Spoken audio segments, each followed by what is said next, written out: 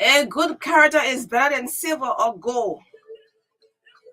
And I say that again, a very good character is better.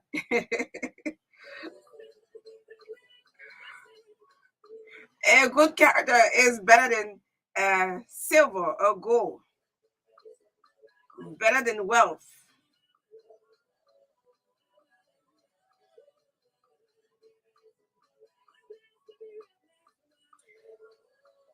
So welcome to the Friday edition of State of the Nation. It always promises to be great on this platform. Yes. Thanks so kindly to our panelists yesterday on the maiden edition of Anti-Drug Awareness Hour. It was explosive, educative, informative.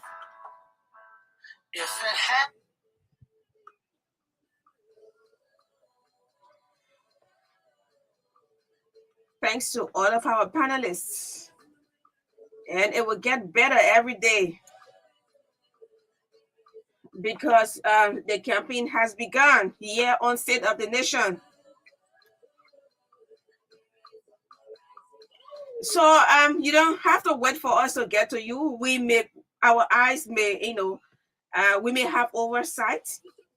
You can text us, you can call us, and if you want to be our guest on a Business and Economic Forum, if you want to be our guest on State of the Nation, other political platform, if you want to be our guest on the Anti-Drug Awareness Hour, please. One of my colleagues from high school who's also running as an aspirant in one of the districts in Maserati, and he called me. It was once texted me and said, Magdalene, why have you not reached to me to invite me on the show? I said, what? Imagine you say that. Why would you be thinking, what if I don't invite you? Why can't you come or call and say, okay, I need airtime?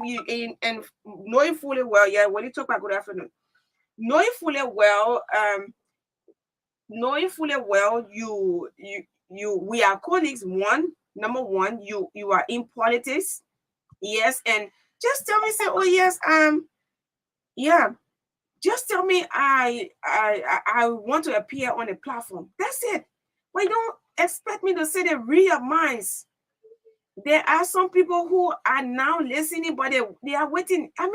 There are so many thousands. So those people that we get to, it doesn't mean that we value them over you. No, not possible. I'm saying this because we went into back and forth on something on social media. That's social media, but it just got my attention. Please express your interest whenever it's good to ask.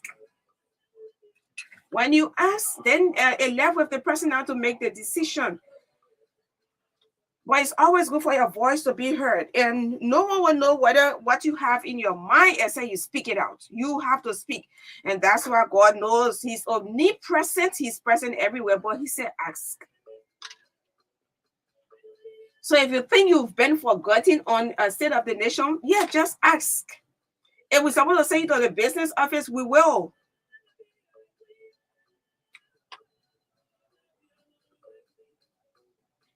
If not, if we're supposed to host you on a humanitarian basis, we will. But please get to us. It doesn't mean we've forgotten about you. So the Anti-Drug Awareness Hour is intended to create awareness, strengthen our prevention,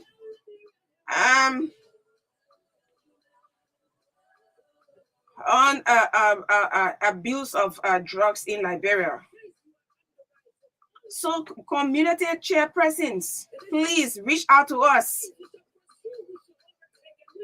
Text us, leave the calling business, just text. I'm so pressing, and I'm from this community. So I want us to discuss because there is a growing wave of drug users in my area. So how can we do it? How can we call them out? How can we counsel them? What can we do? Let's discuss it. Don't be waiting for us to reach to you, please. That's why radio is very essential in Liberia, because it goes across places that we ourselves cannot go. That's the essence. We cannot reach to you everyone. We cannot just get to everyone. Not possible. So when we invited some set of people, it doesn't mean we value them over you. No. And to the women out there, I will say this: women, I'm here. Even on a program, the Water A program, her voice, I literally beg you to air your voice. Please, you have to, when you in a community, you have to call. Yes, we know sometimes you lack confidence, you feel that maybe what you will be saying is not correct and you're not right. Don't be afraid to make mistakes. You will make mistakes. You will fail. You will feel big. So whatever the case may be, we call on you. Please talk to us. The last time I hosted a group of women from the 20 district, they are all health workers. And when they came, they were so afraid. They sat in the coolest studio, and I was seated behind here, and they thought they were so afraid. The fear is not that they cannot talk, but the microphones got fright. Let me just be frank. It got fright. So when they came and I made them comfortable. I don't care whether your level of education, because the platform is intended for everyone. We say this over and over. The kind of mindset that the women have had over the years, where they feel they want to be at the back. They always want to be at the back. That's the kind of struggle we are in right now. And all women, after the interview, all of them started to shake my hand and hug me. They say, we were so afraid, we thought, but you made it so simple for us.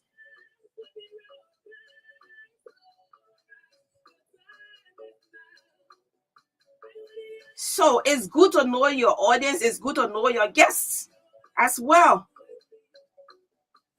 Those who do public speaking will tell you, you cannot go to K2 graduation and be speaking all the big book. Not possible. You're not communicating. So good afternoon to you again. It's good to be here. And I can tell you that one of my first appearances at the I appeared once. It wasn't my first or second at the CC Dennis Auditorium. I don't like to forget about this because it made me to like public speaking.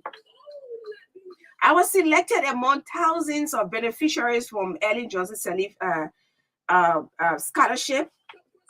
And then my organization chose me to represent all of those women that were benefiting. And at the CC Dennis Auditorium in 2007, 2008, it was, I think, 2007, before I graduated from high school. And when I took on the stage, I spoke on behalf of thousands of women, young women, those that are attending vocational in the university level. I spoke on their behalf. And I can remember Madam Ellen Johnson Sirleaf stood up. Somebody said,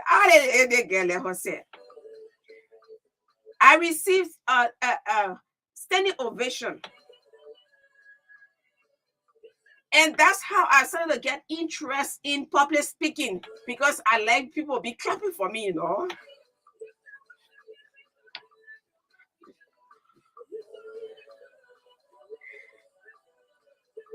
So you see, how you call it? I thought you said laughing at me. And that's how I developed. When I took one big book, public administration, public speaking.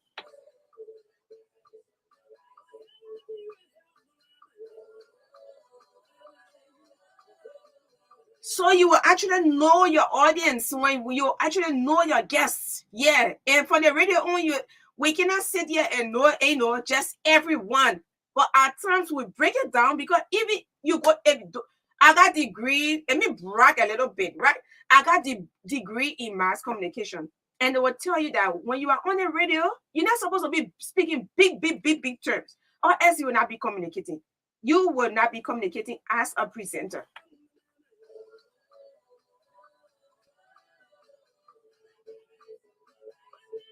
And we will not sit here as well to just speak colloquial throughout. It's not also possible. But we'll keep our sentences short and we'll make sure to make it as simple as possible so you can understand. Same with the guests. So today, we will be taking Evelyn Padasibi shortly, our gender analyst on news and analysis here at the Truth FM. She's also the executive director of Just a Girl. And it is a grassroots organization. And I always told her, Evelyn, you just a call away, just a text, and you will be giving at least 5 minutes to tell us about the status of your organization.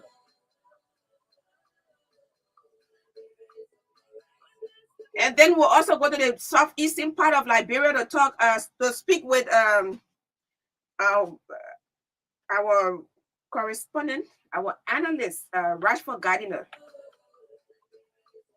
Yes, Willie Tokpa, he's the president of the RAL, and he's reminding me about the concerns of the Reporters Association of Liberia.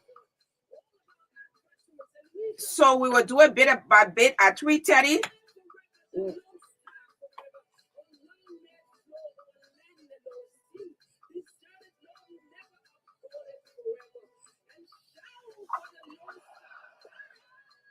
We will have Bill Brock.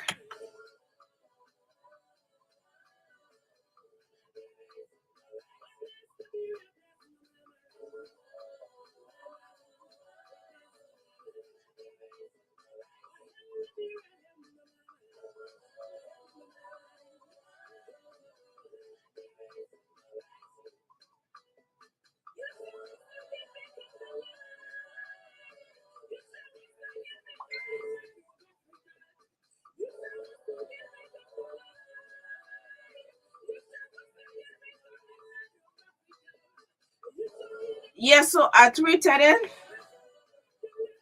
and we will have our special guest today is a veteran Liberia media professional.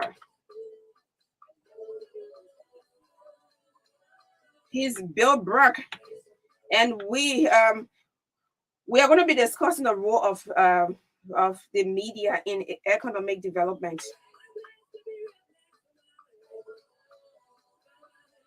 So we're going to have a host of panelists, from joining us today. Mr. Abdullah Kamara, good afternoon, Chief. The topic today is the role of the media in economic development.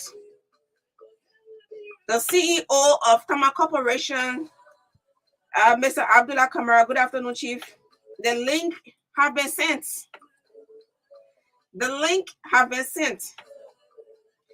And Jackson George as well.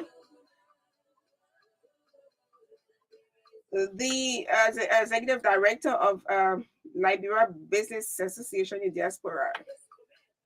And we're also going to have Bobby Boniface Broble, a financial professional as well, all going to join us. We're also going to have Maxim Pacquiao. Maxim is a journalist as well, so he will be joining us from the United Kingdom. And then Anthony George SAAH, a journalist as well, is also going to be joining us. And I sent the link to my president of the Female Journalist Association of Liberia, Madam Seatha Scott Johnson. Please join us. Please call her and tell her that I sent a link to her. Today we'll be discussing the role of the media.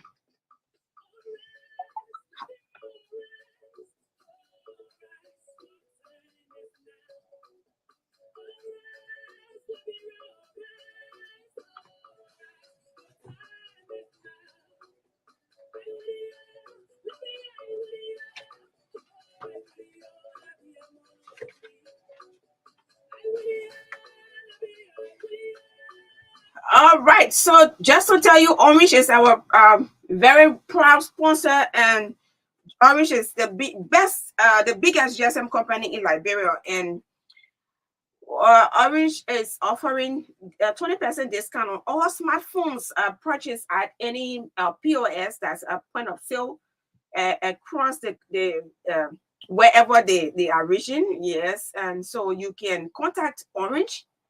You can okay. Oh, okay. So you can be right there. Yeah. So you can contact Orange, and they will serve you. They'll give you all of the information that you need to know, because 20% discount up till the 30th of July. So yes, until the 30th of July of this month. So make use of the opportunity. 20% discount. 20% discount. For example, if a phone was sold at $69, it has been reduced to 45 USD. For example, I'm far from laying my hands on it. So that's how it is. So 20% discount is on all smartphones. Orange is the best GSM company in Liberia, and we are proud to be associated with Orange. Yes, so let's get this song. Let's get this one before taking a few calls. Before taking few calls. Okay.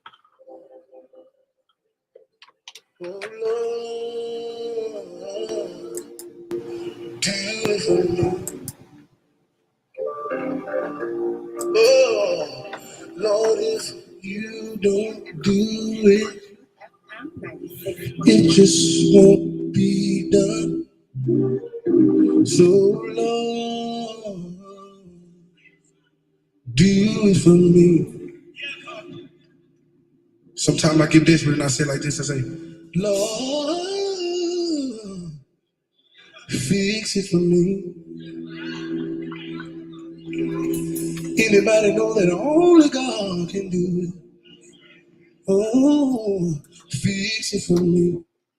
Fix it for me, Lord. And I'm depending on you to fix it for me. And who is calling on God to fix it for them this afternoon? Depend on Him and Him alone. So, Lord, do it for me. Can y'all play that for me? Lord, do it for me. Lord, I need you to do it right now. I can't wait till tomorrow. Do it for me. Lord, if you don't do it, it just won't be done. So a happy birthday treat for Perkins boy, excellent boy of the University of Liberia. Lord, a lead advocate for the disabled community. Chief, I want to say happy birthday for you. Happy birthday to you. And this one is for you as well. Lord, I have a problem. And I want to say happy birthday to Cyprian Connie and Sam, Portia, Jello, all of the Registered Communications Incorporated. You celebrate your birthday today. Cyprian, I want to say happy birthday. You are all the way there in Lima County. Thanks for your service to this institution as well as Liberia. Happy birthday. Somebody tell Tim I'm wishing him happy birthday. I did not know this morning, or else I'm in a serious problem.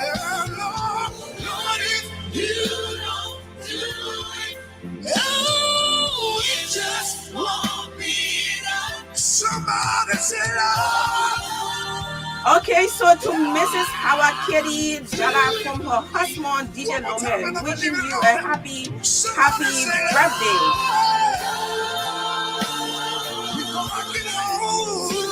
Oh, okay, so your wife is a vice chair for administration, Wagakun State Children. Wow, not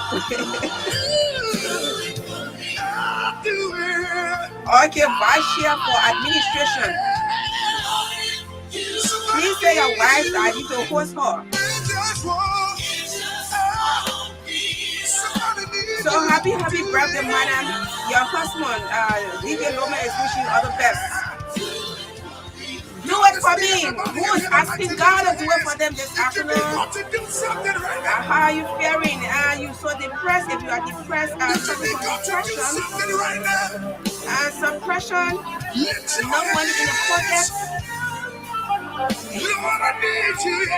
You are sick, out of job. Oh Lord, fix it for him, fix it for her, fix it for me. Do it for me this afternoon. So we have our guests coming online as well. But we will have to do this to every city and let's hear what our organization is going through. What's its status? Are they recruiting or about to graduate another group of people? Can you do it for mama? Come on, somebody say no. Chief President for Kolubasi, please put your phone on. Or else next week, I'm going to protest.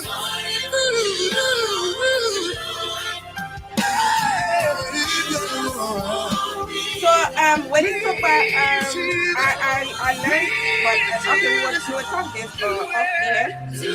But all those who have made some pledge to the Reporters Association of Liberia, we are calling on you, including the president who is now still in Israel, right? Israel. Yes, Lord, do it for me. I was chatting with someone who is not very far from here, and I extended my greetings. I said, please tell the president hi. So please, Mr. President, we know you're not here, but you got your people here. Please, it's a reminder. We know you got a lot of things on your mind.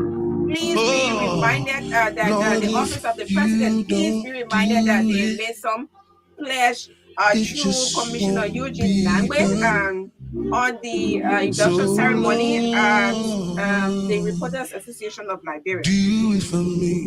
So the Reporters Association of Liberia is asking God to do it for us because we need to have a very good office space and things running up because the election is not far from here and we have to get the reporters prepared. Some trainings need to be some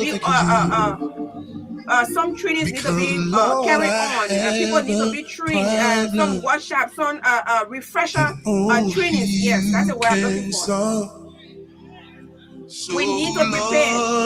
And good afternoon to our CEO, Honorable Musa Hassan Belete. Can y'all play that for me? Please share this with Mrs. Dennis Belete as well. Do it for me. Lord, I need you to do it right now. I can't wait till tomorrow. Do it for me. And let me tell you something while you listen to this song. No problem that you're going through right now is you're not the first United Land. It's not the first time for that kind of thing to happen to you. It has been happening people It has been happening. So don't take it to be like it's so big and God cannot do it. Lord, fix it for me. You're not the first person to go broke. You're not the first person to get sick. But all you have Anybody to do know is to God ask can God for do it? healing. Don't give up. Have faith. Oh, Jesus, fix it for me. Oh, Lord, I have a problem that only you can solve. Oh, Lord, I need you to do it for me. Everybody say it right now. Say, Lord,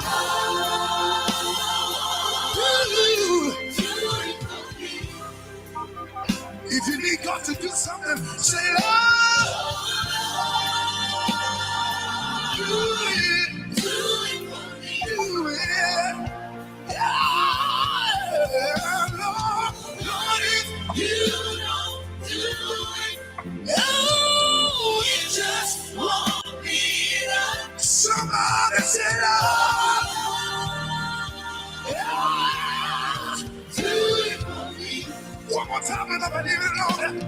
Somebody say, All right. So don't make. Someone is falling so much in love with this song. Lord, do it for me. come How on, are you, just wave ma'am? your It's good hands. to have you If you on. need God to do something, say it. No, that's not a normal way. We greet each God, other. do What happened? Your it. voice, like all of the pledges are made that you did not receive them. None. Not even the one from Saiboli, Honorable Saiboli. No. Please, you kidding? You mean the program you invited me to serve as a moderator?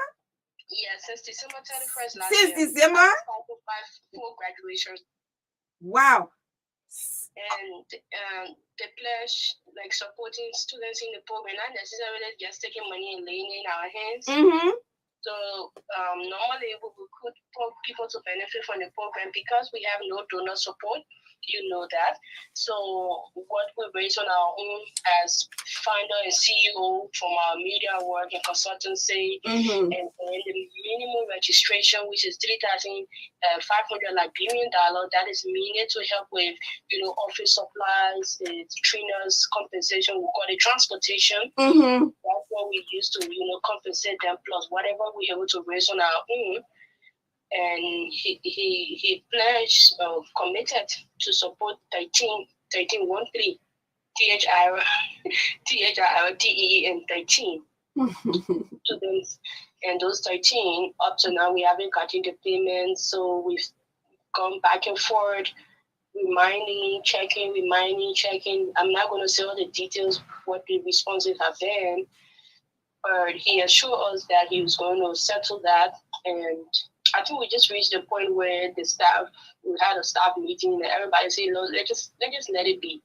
We got just 2 more months to the cycle 5 to finish. We got this month, and next month we'll be talking about closure, and in September will be graduation. So that's what we did. We just let everybody go. The Joma BK Foundation that's committed to support 10 out of the 10, we had 7 that were recruited that are actually visible, because some were the 10 out of the 10, some of them relocated, some people were moved, some people have had different issues why they could not continue the program. So even with the 7, we still could not get the support from them. So it's just the same. What it's like running non-for-profit, where you decide to be different. I mean, there's so many times my staff will say, "The thing here is too stressful. Why not we put tuition?" I'm like, how many people, when I have the opportunity to be able to raise that money, even given the way things are now in the country.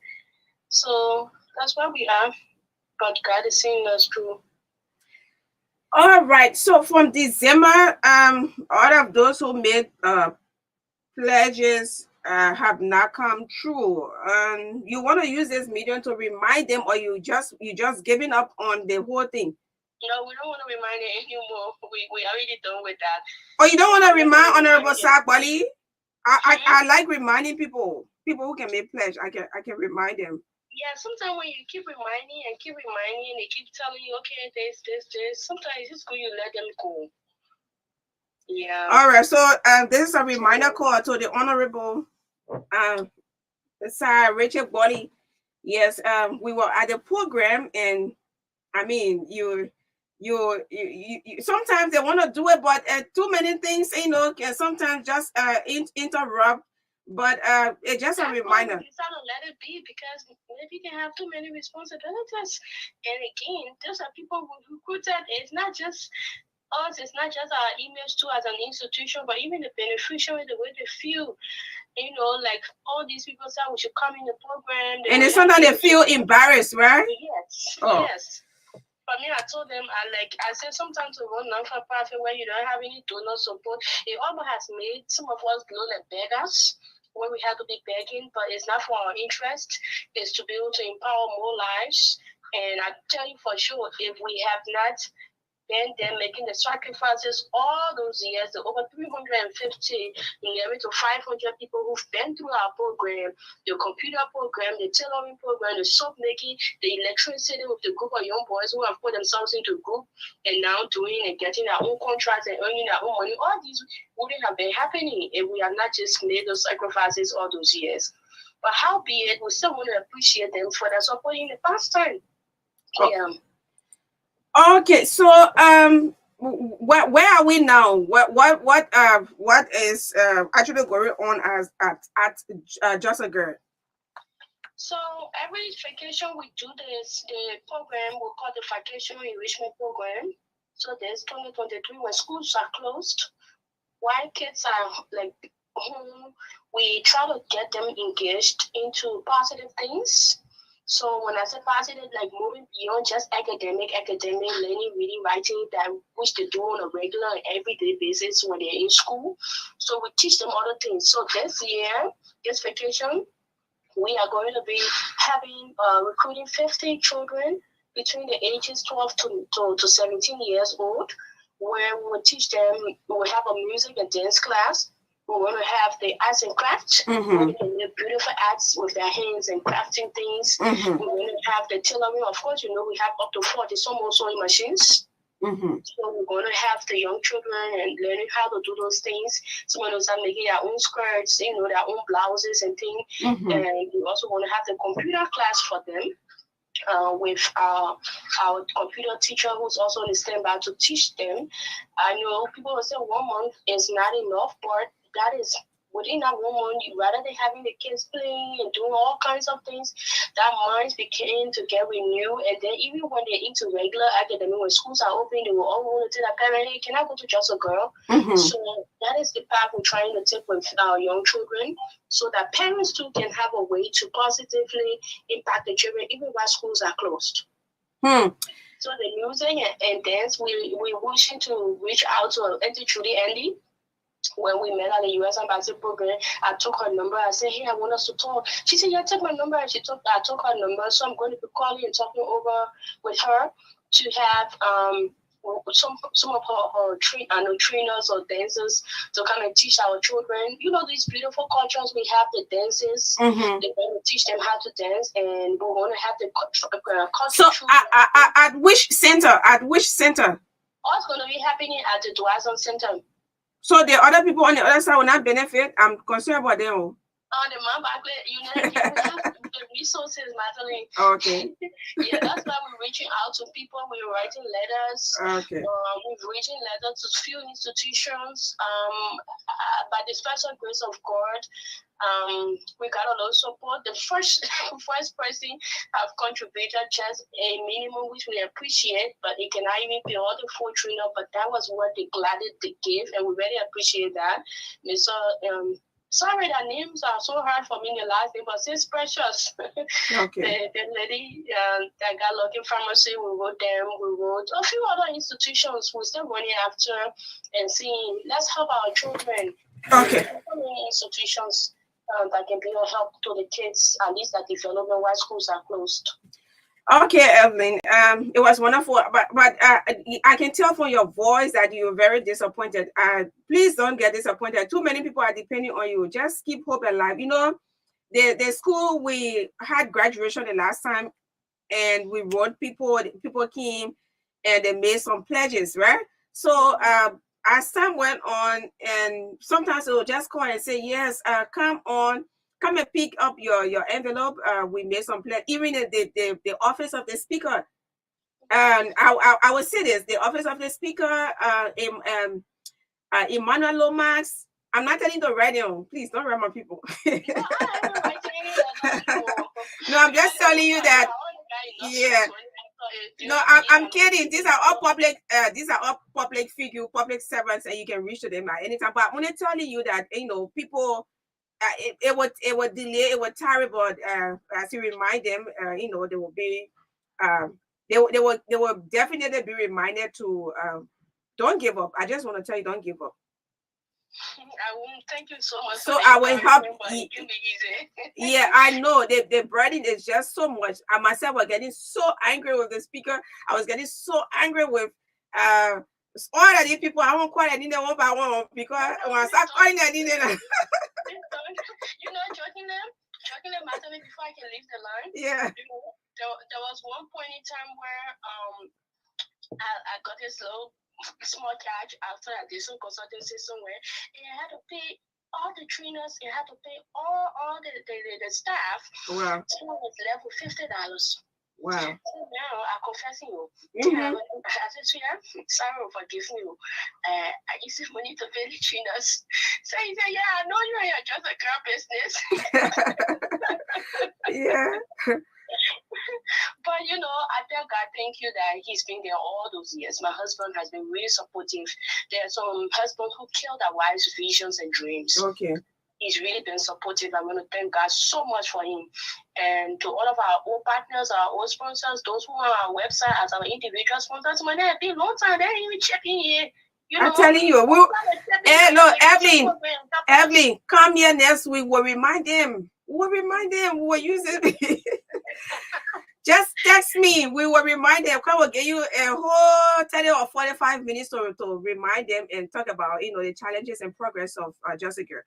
We've made a lot of progress there. Yeah. Thank you so much for offering the platform. Okay. People like Chris too, man. We're talking on the radio. Yeah, then you say Evelyn, say hi. Oh. Never give up. Okay. Okay.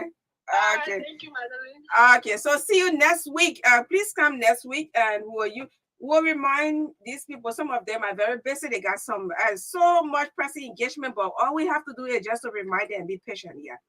And that's how she has been. That's how. Oh, you see, yeah, Sarah. Yeah, and there's so many competing parameters. We understand that. Yeah. Just we understand. We'll get there. We'll work on one day. Yeah, sure. Okay. That's how I wanted to gossip now. I know that she wanted to answer.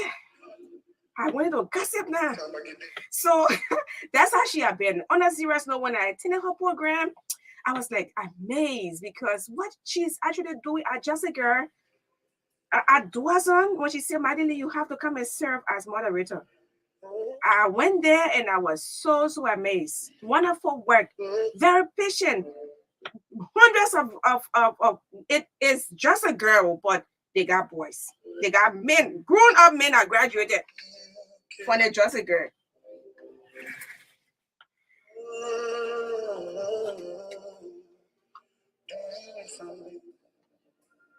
Can y'all play that for me?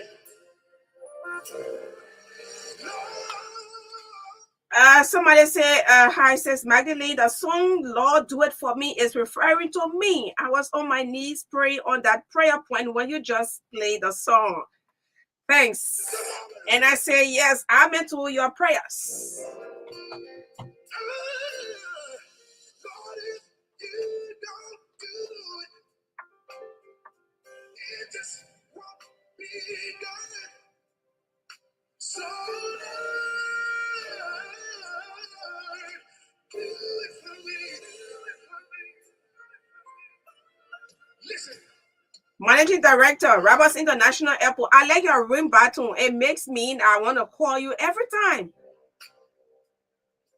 I think it may I suspecting maybe you'll be bishop one day.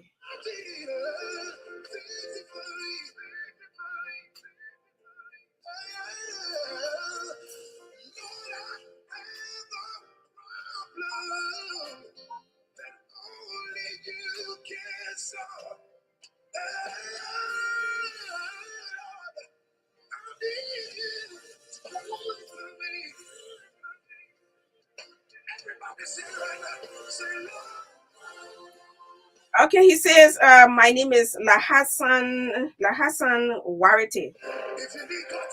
Okay, bro, that's wonderful. G Lahassan Warite said he was on his knees praying when the song started to play.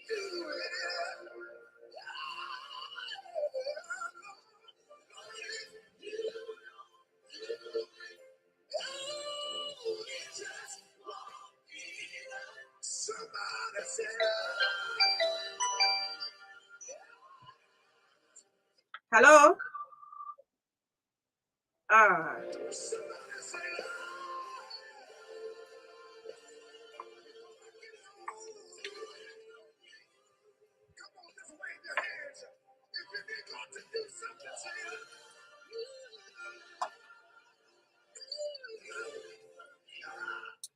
Okay, so we have to do this for the next 5 minutes. We are having our panelists coming in.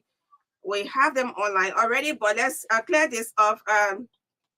It's good to have you on, Mr. Rashford Gardiner.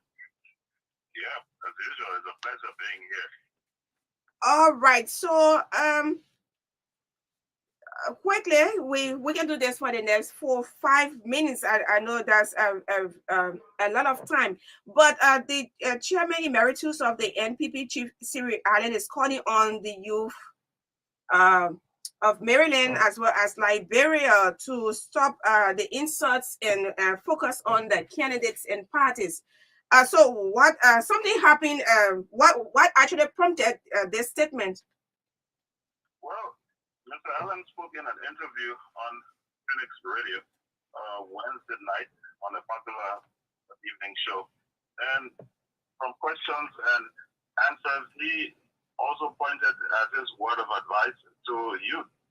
In Maryland County, like you know, as you know, it's also common in other parts of Liberia. Youth of today tend to insult people on Facebook and sometimes become violent against their peers who they seem as not supporting their candidate. And this also goes to older people, you know, who would just insult people and sort of force you, threaten people to support into supporting their candidate or their political party. Yeah, but so it's actually taking over Maryland. Are the youths getting so I don't want to say to that extent of insulting people? Definitely. In fact, on social media, on the radio.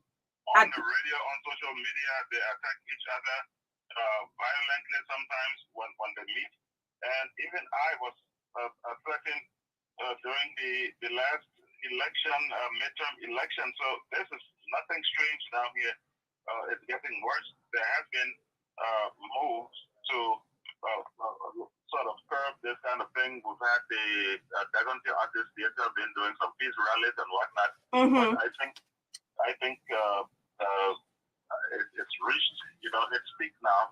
And Mr. Allen, being a person who I think understands the political landscape by now, and a plain preacher, has also, decided to add his voice to this menace as you continue to fight each other, lash at each other, and in some instances even go to the extent of fighting, physically at each other. So, Rashford, all of these people, these young people you are talking about, they do come from various political parties.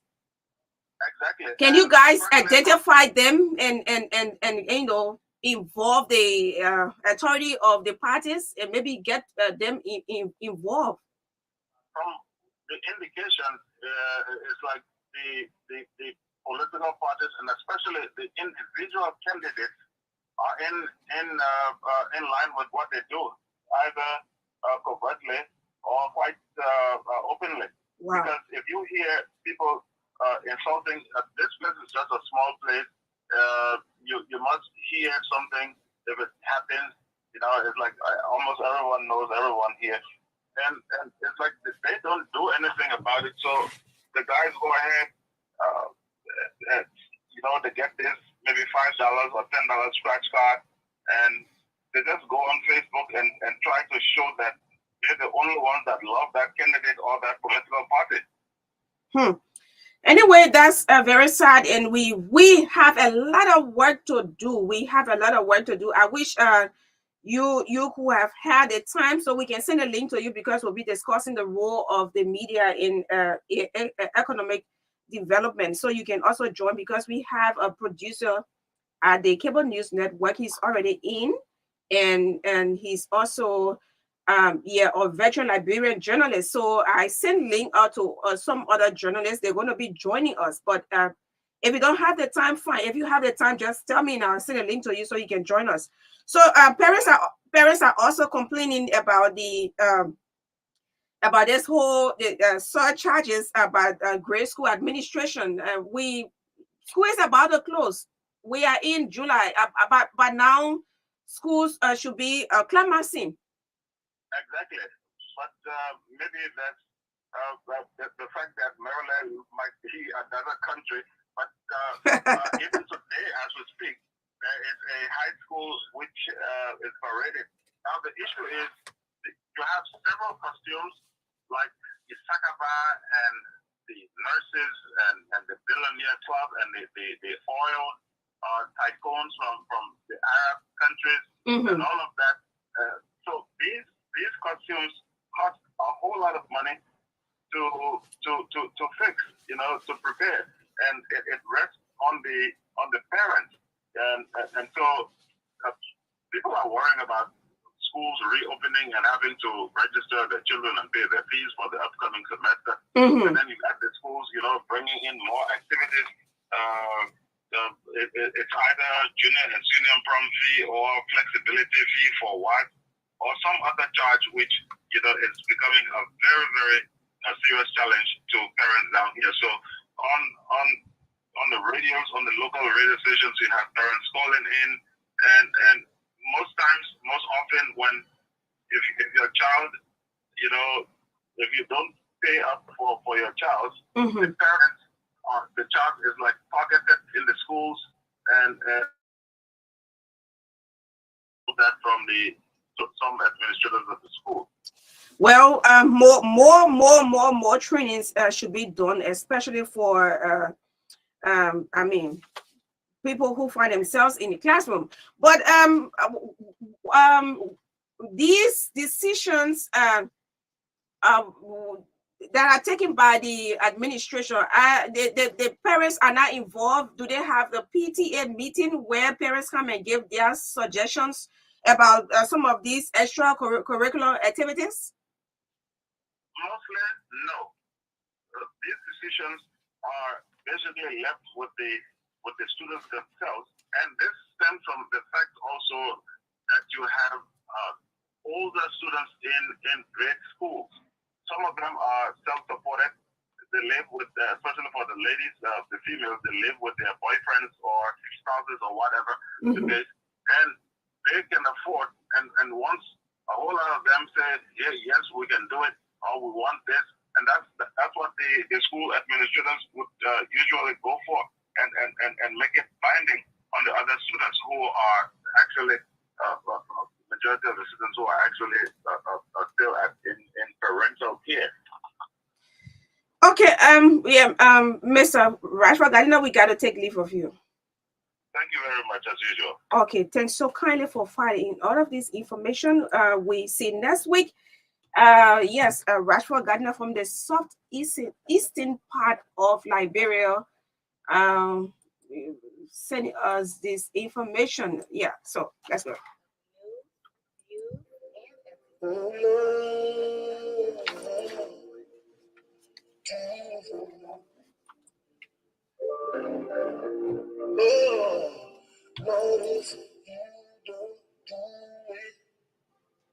It just won't be done. So long, do it for me. Sometimes I get desperate and I say like this, I say, Lord. All All right, so we have our viewers and we want to recognize them before we can start. We are 10 minutes into the time. Just being here. Our guest was actually in time, in time. Yes, on a serious note, he was in time. So yes, Ama P. Kimba Senior, keep up the good work. I'm monitoring from Peaceville. Roland Ben, say great job following from Cat City, September. Faith Dennis following closely from Wood Road. Adolphus VR following from Chocolate City. I really love your shirt. Oh wow. Okay, that's good. And then Emmett Hammer says, good afternoon, says Madeline, in order of the fan of State of the Nation. I'm following from Cassidy. 95 days to election. Yeah. And Carter Flomo. Can you please go? Carter Flomo says, good afternoon, Chris and Magdalene. Thanks you guys so much for the show. I'm following from district number 4, Zubatown. Please go up. Amos Beto. I'm following you, madam, on this. This is Beto from the island in Lower Johnsonville. Hillary Austin. Hillary Austin Jua says, good afternoon. Jairus God Power Henry says, very impressive. I'm following from Congo Town. Come out more Yala, keep up the good work. Can you please be fast? Okay, and then Alberto, and I don't know why he's saying Trump 2024. And that's your wahala, eh? We are here. We have 95 days to election anyway, so that's good. Alberto, thanks for following us. Abel Placky, you must say I'm done with the song. Yeah, he meant the song. Okay, do it for me, Lord.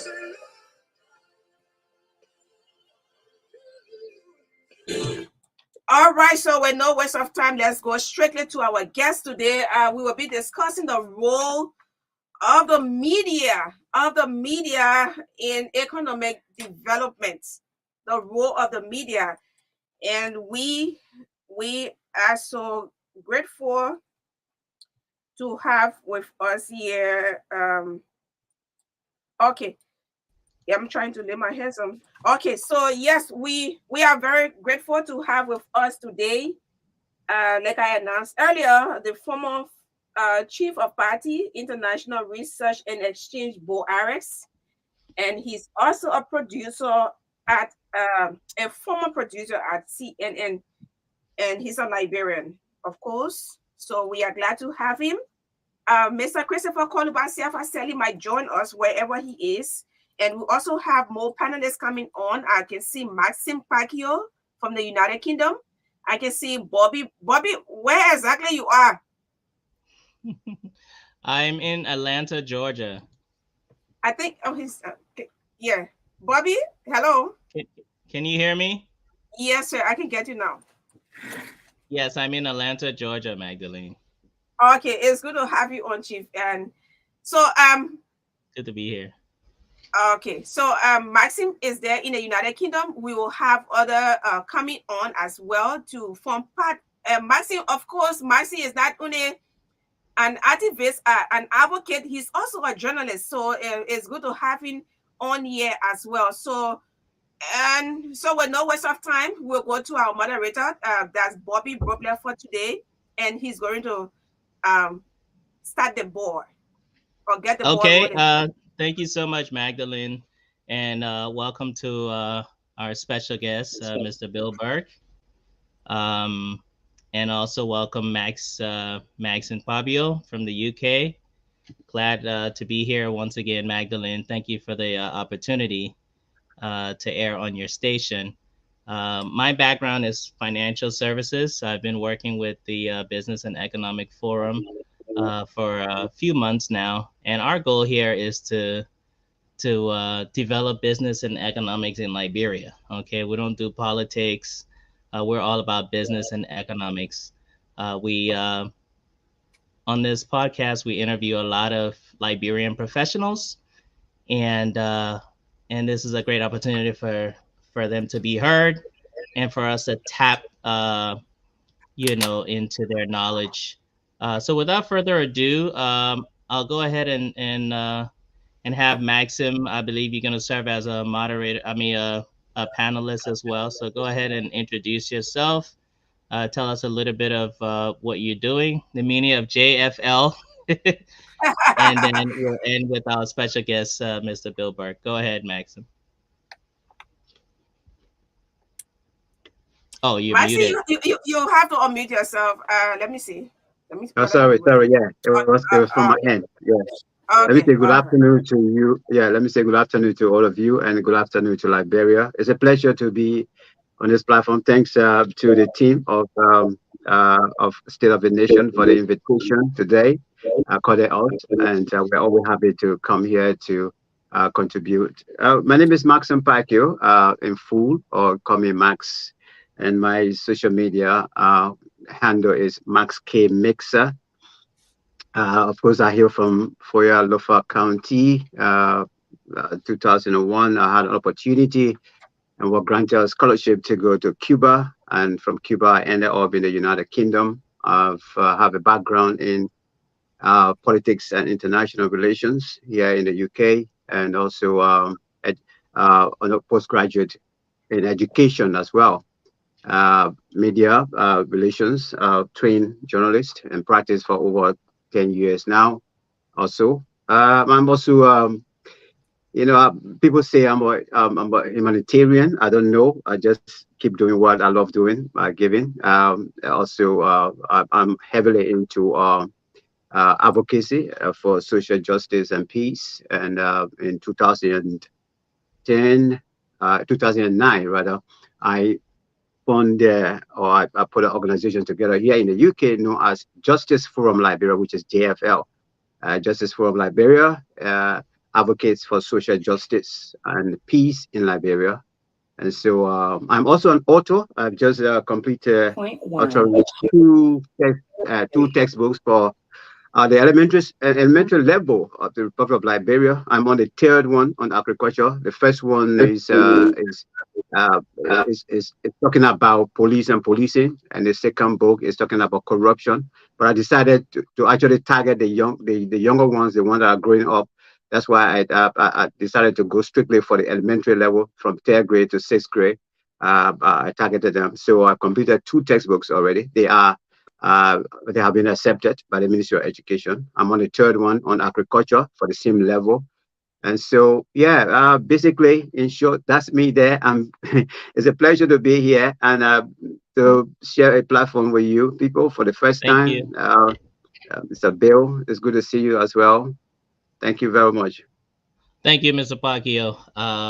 And then we'll go ahead and turn it over to our special guest. I'll give a brief intro. Mr. Bill Burke is currently a lecturer at the Georgia College and State University here in Georgia. He's teaching media law and TV production. And of course, he's a former producer at CNN here in Atlanta, Georgia, amongst other things. So I'll turn it over to you, Mr. Burke. Thank you so much for your time, sir. Thank you so much, Bobby. It's a pleasure to be joining all of you. When I heard Magdalene introducing me and said producer at CNN, I was like, oh God, my friends are going to get mad at me and say, you no longer work at CNN. Yes, I'm a former producer at CNN. I no longer work there. I've been in academia now for about 3 years. At Georgia College and State University, I am the media law expert in the department. I'm also director of student media, working with the students to help prepare them for what we call new era journalism, multimedia journalism. So I teach multimedia journalism, television production, and writing, in addition to teaching media law. I'm the only media law expert in the department. That means every student that does communication, whether it's journalism, whether it's stratcom, whether it's film and television, they have to come through me. So I see all the communication students before they graduate. It's a pleasure to be joining all of you. Bobby told me about this program some time ago. All my life, I was behind the microphone. I don't like to be the one being interviewed. I love interviewing people, so I always shy away from these things. But when he called me, finally, I decided, okay, you know what? I'll just go ahead and do it. So it's a pleasure to be here, and I hope I can share my knowledge and my expertise. And it's a pleasure to meet all of you, Magdalene, Maxine. It's a pleasure to meet you. Yes, sir. Thank you. Thanks for coming on as well. Thank you. Great, great. Well, let's go ahead and jump right in. First of all, before we say too much, what is Stratcom? Strategic communication. Okay, Strategic I thought so. communication. And that encapsulates a lot. It could be advertising, it could be marketing, it could be public relations, and so forth. Okay, excellent. Thank you so much for that. I'm going to ask you a couple of questions, but I want a little background here. Did you attend any college in Liberia? I'm a graduate of the University of Liberia. Oh, okay. I graduated from, we were the last graduates from the University of Liberia before Monrovia was attacked on July 2nd, 1990. So as you can tell from the grade, I'm nowhere near your age. Okay, you've been around for a while. Yes. Thank you. With that being said, Bobby, going that through... was. Hello, Bobby. Yeah. Yeah. Sorry for interrupting, but did you attend high school in Liberia? I'm a graduate of Cathedral Catholic High School. So I graduated from Cathedral, and then for a year, I worked as national coordinator for a national student movement, and then entered the University of Liberia in 1986 and graduated in February of 1990. And then I'm a graduate of American University in Washington, D.C., where I got a master in journalism and public affairs with emphasis in radio and television news. Awesome. Thank you so much, Mr. Burke. So let's jump right in. So being that you attended school, I'm just curious. I know the topic for today is the role of media in economic development, but having experience education in the media program in Liberia and then working in that same role as a lecturer in the U.S., what are some of the similarities and what are some of the differences in the two programs? Well, I must be frank with you. I draw a lot on my experience from my years at the University of Liberia when I'm teaching now here in the U.S. I think I got a solid education from the University of Liberia and a solid foundation, and I'm proud of the university for giving me that. When you say similarities, the programs are structured similarly in terms of when you say you don't broadcast journalism, for example, the theory is just about the same. The books are similar. The major difference is here in the U.S., students get to practice. They get to not just hear the theory. But for example, we have a television station where we produce weekly newscasts. The students produce weekly newscasts. We have a radio station where they produce daily newscasts. We have a newspaper where, and these things are relatively well funded, well organized. So the students are getting real practice here in the U.S. Even when I was in graduate school, I saw the difference. We had to go out and do real news. We had to go out, interview people, etc. And for me, I was a bit taken aback by the fact that you have so many people who were willing to talk to us, even though we were just mere students. Whereas in Liberia, where we're not back then, people are not that open as I recognize people were here. So for the most part, with my education in Liberia, it was mostly theory. from period to year in the U.S., we're teaching and giving the students practical experience to prepare them for outside the walls of the university. Okay. Okay. Thank you. Yeah. So Bobby, two panelists just joined us. Jackson George is on. He's one of our panelists on the Business and Economic Forum, and he's a let me just introduce him because we always do this. He's the executive director of the Liberal Business Association in Diaspora, and he's the consul general of the consulate there in Minnesota as well. I hope I'm getting it right. And then I just saw Anthony Adlor George SAAH, who just entered a journalist as well. He's a journalist, and he has worked over a very long time in the field. He worked as the former press secretary in the office of the former vice president. He's also on to, but I think his internet is a little bit terrible. So when he comes in, now we can just go because I've already introduced the both of them. Okay. Thank you. Thank you so much for that. And Okay. I believe Mr. George is the former consulate general. Oh, former now. You keep maintaining people's. I know. Okay. Okay, But yeah, so let's go ahead and jump in. I want to bring in Maxon because he's a journalist right now. The topic of today is the role of media in economic development.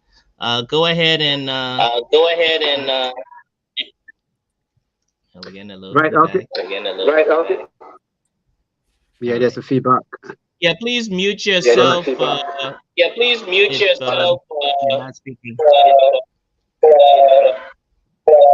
Not sure. Yeah, you have to. Okay. Okay. I think it's better now. Okay. All right. Yeah, Right. Okay. so Thank you. Oh, okay. Go ahead. Okay, so I've already introduced him. He's also a journalist who have been in the field. Anthony George SAAH is a journalist, and he worked in the office of the former vice president, and he have been in the field. But I just give you 1 minute 30 seconds so you can just say a word, and then we go to Maxime.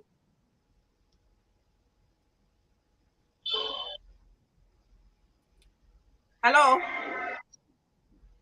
Okay, Maxime, you can go ahead. All right. Thank you very much. Thank you very much, sir, for getting such a great information with respect to your CV. Thank you so much for what you're doing as well in terms of impacting knowledge and preparing young people in the area of media so that they can take responsibility to be sure that they work for their communities and their country as well. Thank you.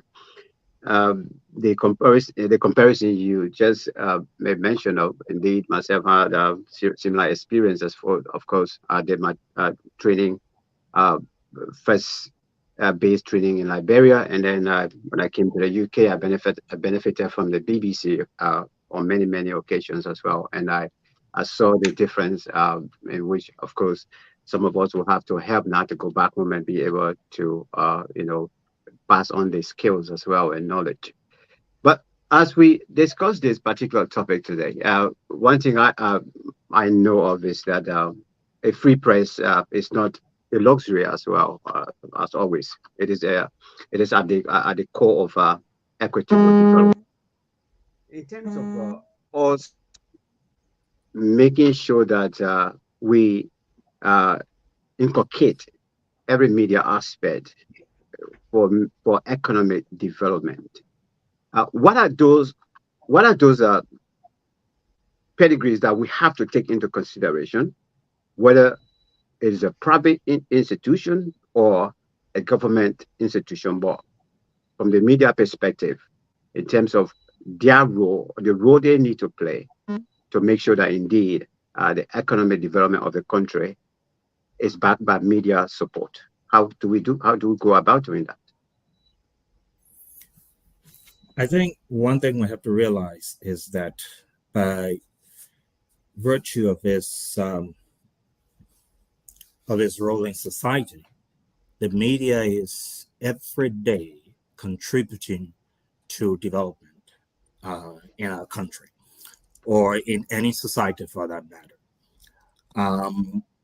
The World Development Report called Building Institutions for Markets um, have a full chapter on the role media can play in economic development in any given society. And one of the things they said in there, they emphasized that the routine functions of the media, they're giving news, educating people on what's happening, talking about government policies, interviewing government officials, et cetera, et cetera. Those, even though those are routine functions, daily functions of the media, by performing those functions, those roles, the media is contributing to development in society, contributing to economic development, et cetera, et cetera. Remember, the media is a conduit, right? Used to pass on information. But one thing we have to realize that the flow of information have to be both ways. One of the things that we try to emphasize when I work with ARC in the International Research and Exchanges Board in Liberia is that we must be able to go to the people, get and know what the people are thinking, get the information from the people back to the policymakers as well, while at the same time passing information from policymakers on to the people. So by being watchdogs of government, ensuring that the media is holding government feet to the fire, monitoring and make for corruption, speaking out on public policy, having active conversation on public policy on a daily basis. The media is indeed contributing to daily development or the development. One thing I would say in most countries, especially developing countries, the press lacks people who can adequately report on economic development, on fiscal policy issues. Because for the most part, our focus is what? Politics and other things. So when you talk about elements that are needed to encourage or promote economic development, in addition to playing its daily role of informing people of government policies, informing people of policies of private sectors, of the private sector, NGOs, etc., that are helping to promote economic development in our country. In addition to that, we need to prepare our journalists to be able to report on fiscal issues, on fiscal policies, on monetary issues, on economic development, et cetera, et cetera. Wow, that's amazing. What are some of the ways that we can help prepare our Liberian journalists to do that, to start to focus on economic and developmental issues, like and other things, even the budget, not directly related to politics, but just kind of breaking down, informing the population? Well, that's a specialized area of reporting. Okay, so not just anyone can get up and say, "Okay, I'm going to be a business reporter." I tell you something. One of the hardest stories for me to write when I worked at CNN was anything to do with business, anything to do with the market, etc. That was one of the hardest stories for me to write. And I must admit, there were days when I saw my name on such a story, I would go over to the editor and ask him to remove my name, because you have to be able to you have to understand the discipline of business reporting, the discipline of economic reporting, to be able to adequately report on that. You have to be able to do that. So what do we need? We need people who will offer Liberian journalists the opportunity to learn business reporting, to learn that specialized area of reporting. I'm not in Liberia now, so I cannot say maybe for a small sector of the media that does not exist. I cannot say that because I'm not on the ground in Liberia right now. But that's something we need to focus on, because when you look right across developing countries, in Africa, in Asia, etc., the focus is what? Political reporting. Even when it Yeah. comes to reporting on development, let's you take the community radio stations in many of these countries, for example, in Liberia, for example. These community radio stations are doing an incredible job of educating people on a daily basis about policies, whether it's economic policies, whether it's education or whatever they're doing. An incredible job educating people. Imagine what they can do if the opportunity existed for them to become knowledgeable in fiscal reporting, in economic reporting, in business reporting, et cetera, et cetera.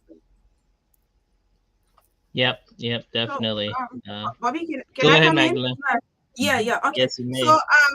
yeah, so I want us, I don't know how you see it, but can we give him an uninterrupted, maybe 10 minutes, so he can deliberate, and then if we have questions, then we can ask after the 10 minutes, just to deliberate on the entire topic, the role of the media. I, if I may say, Magdalene, I prefer the Q&A format, Okay, if you don't mind. Okay. okay, Thank you. okay, that's All right. good. That's good. That's good. I don't know if Jackson George is on. Jackson, I know you're listening there. You're driving. I'm sure you're being safe. Yeah, I can stop, but I got a quick question though. With the Okay. internet now, the Facebook and all of these social media platforms, and we have a lot of uh, journalists now, whether they are disciplined or undisciplined, informing the communities in whatsoever way that they are getting messages across. What do you think? How do you think it is affecting third world countries? In fact, it's affecting advanced countries, but the impact it's having on third world countries that we have these social medias disseminating all kinds of information, whether it's correct, factual, or non-factual. And so, how do you think that we could minimize or mitigate some of the false information that is coming from everywhere?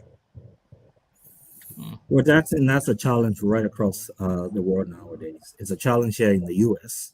I can tell you that. It One of the is. things, one of the things I say to my students is that if you look back, say 20, 25 years ago, and you look at statistics on, for example, on the credibility of the media, what the public thought of the media. Let's take the U.S. for example. In the 70s, of course, you had public confidence in the media as high as 60 something percent. In the 80s, that was around 50, 60 something percent. When you look at the 90s, it was right around 50, 60 something percent.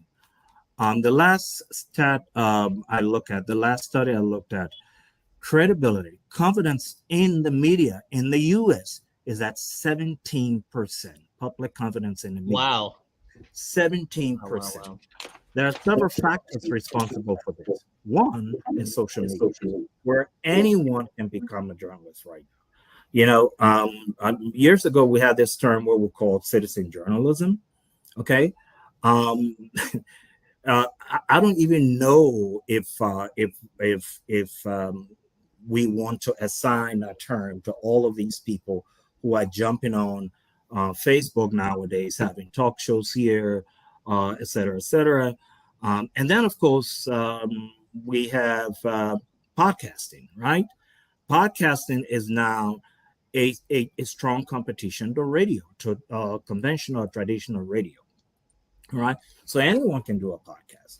I'm in the process of starting a podcast. And when I mentioned that to my students last semester, I had several, hey, I want to work with you. Everyone and anyone, as long as you have access to Facebook, to YouTube, et cetera, that's what you have. Now, that has undermined confidence to a large extent in media right across the world. Should we say that's the only thing that's undermined confidence in the media? No. But that's one of the leading factors. The other thing here is that media around the world, as you look at it, is becoming more partisan. We see that here in the US, Fox, MSNBC, and my own CNN right now is struggling to get back to the middle. The president, I believe he lasted, 11 months or so. Now he's been fired. Okay. So that is undermining confidence in the media to a large extent. And then we'll talk about fake news. The question is, Jackson asks, what can we do to control it? It's difficult.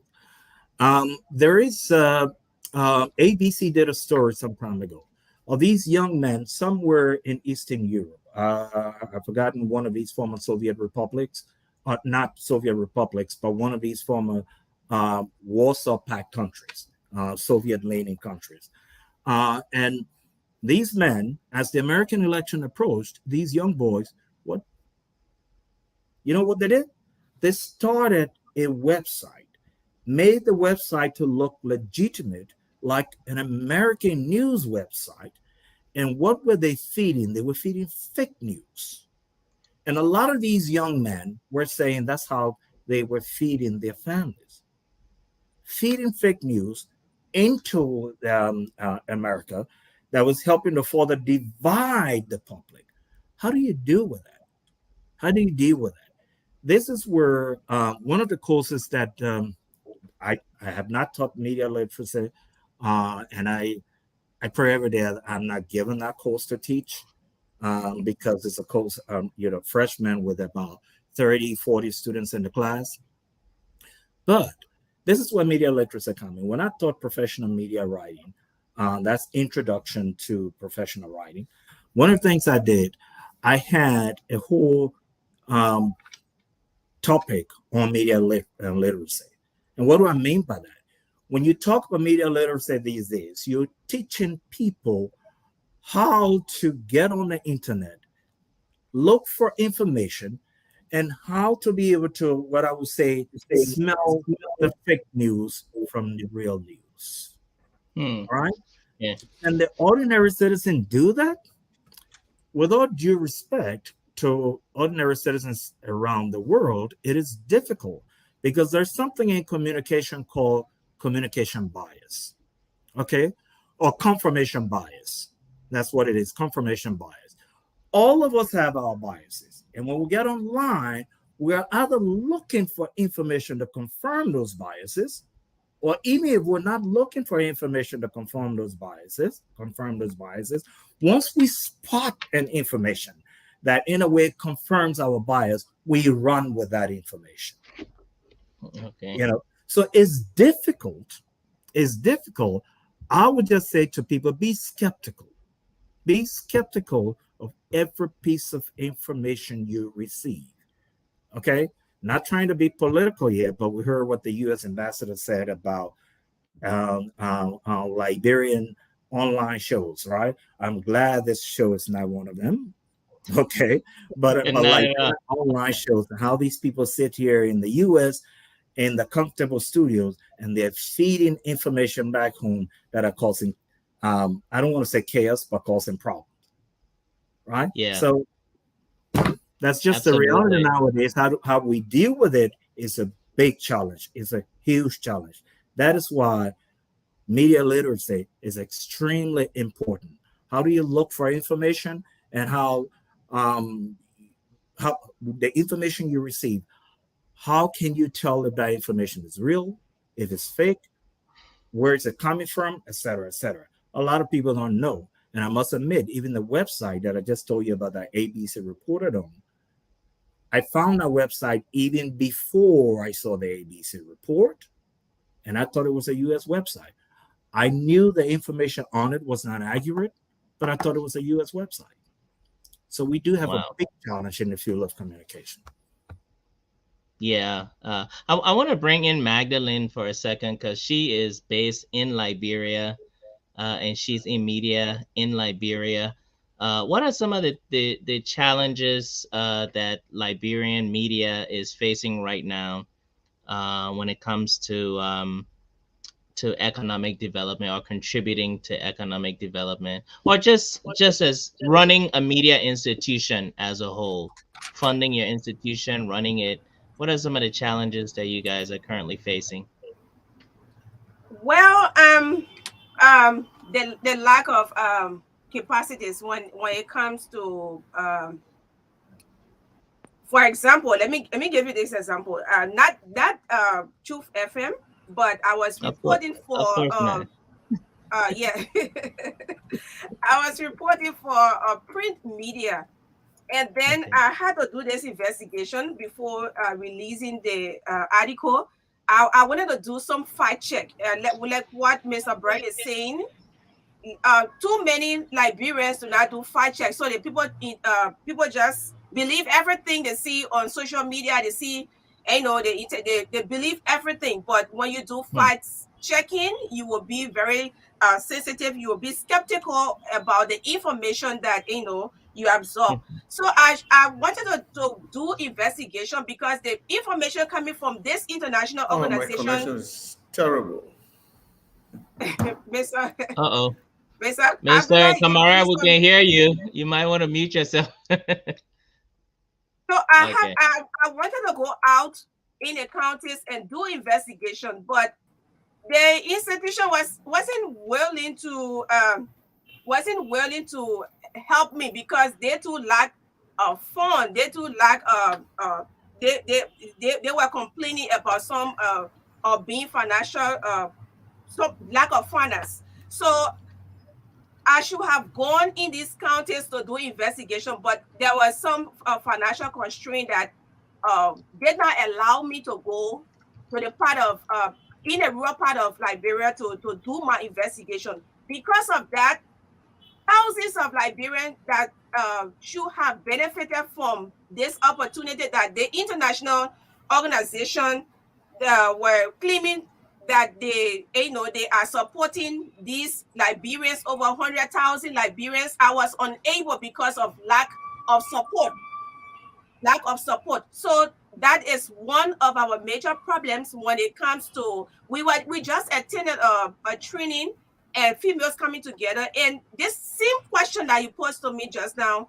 someone asked the same question. Say, what are some of the challenges, especially for females? What are some of your challenges when it comes to news gathering, when it comes to doing your job?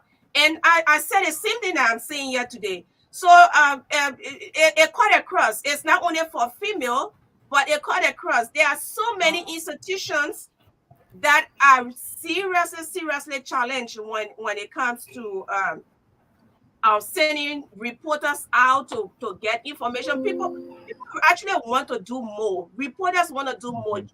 Journalists want to go out and get the actual information. But if you're not sponsored, if you are not supported, it's not possible for you to go out and get what you are getting. Okay. But I Yeah. try to reserve my comment because I am not in. I wish Christopher Selly was here because he's in a managerial position. He could have Yeah. spoken better on some of the challenges faced at the top there.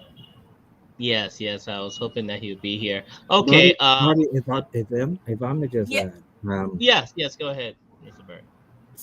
many years ago, before the TRC report was issued, we were in Liberia, and we worked with the TRC to actually look at this problem. And one of the things we found, and even years later when I was in Liberia with RX, as Magdalene is saying, lack of resources is a big issue. Newspapers, radio stations, etc. in Liberia, they lack the resources. Sometimes to do very basic reporting, to be able to go out, like you said, and get all sides of the stories. Now, if I may say briefly, we're talking about economic development as a whole, right? But let's look at the economic survival of media organizations, for example. And how do media institutions survive? They survive based on the power of the, or I would say the power or yeah, let me say the power of the advertising market in any given country. Any given country. If you look at Liberia, the advertising market is so, the business market is so small. Because of that, there's not enough advertising revenue to go around. Okay, maybe things have changed a little bit. A couple of years ago, we did a study that's called "Understanding the Media and Advertising Market in Liberia," and and we realized there were basically two sectors in which we could say competition was very high: the banking sector and the telecom sector. And because of that, you have these two sectors. Right now, even if you listen to radio stations in Liberia, a lot of the ads come from telecommunication companies. I'm not saying the majority. I haven't done a study to know, but most of the ads will come from there. So you have these two sectors juggling for spots or spaces in advertising spots in the Liberian media. All right, you do not have a strong, a very viable, or I would say big business sector to spread the wealth as far as advertising is concerned. And that has undermined media sustainability in Liberia. Having said that, I would say I must give my colleagues the credit. Despite this, despite the limitations, despite the challenges, the media in Liberia since the war continues to strive, and I think to a large extent continues to perform well. All right. I Yep, wanted, that's absolutely. I wanted to Yes, do a go follow ahead, up to that. Maxim. Mm-hmm. Yeah. Would you also agree with me as well if I say that due to the proliferation of radio stations, especially particularly in Liberia, it's also have a contribution to that in terms of media being able to, be vibrant in economic empowerment. Again, I think you're speaking anecdotally, because we don't have the study to say, based on this study, et cetera, et cetera. But No, I think what happened is that just to add up, just what happened is that as we speak, there are individuals who have decided to go into the media that want to open a radio station, but unfortunately, the government have refused to grant them license on grounds that there are too many radio stations. So I'm asking now, I mean, in terms of what you just explained, can we also then add this to this that because of of maybe too many radio stations or so, because Liberia particularly they depend on I mean wholly and solely just their focus is on radio. Not too many people read newspapers. So yeah, could it be because of that? In terms of economic empowerment, about the various media institutions is due to the huge proliferation of radio stations. yeah. Let me say this: I hesitate to say this, but I'm going to say it.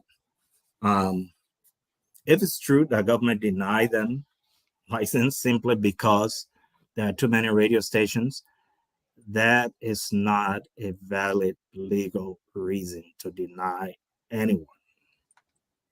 Okay, that's not. I'll leave it right there. And then I'll move on to addressing your question. Yes, like I said, the business sector, if you read Understanding the Media and Advertising Market in Liberia, we don't have a huge business sector in Liberia. Even if we did, even if we did, right? There are basically two sectors, like I said, where there's competition. Not competition between these two sectors, but competition within these sectors, like the banking sector and telecom sector. So competition spurs advertisement. Okay. Competition spurs commercials. Okay. So And that is why you hear a lot of telephone company commercials on radio stations in Liberia.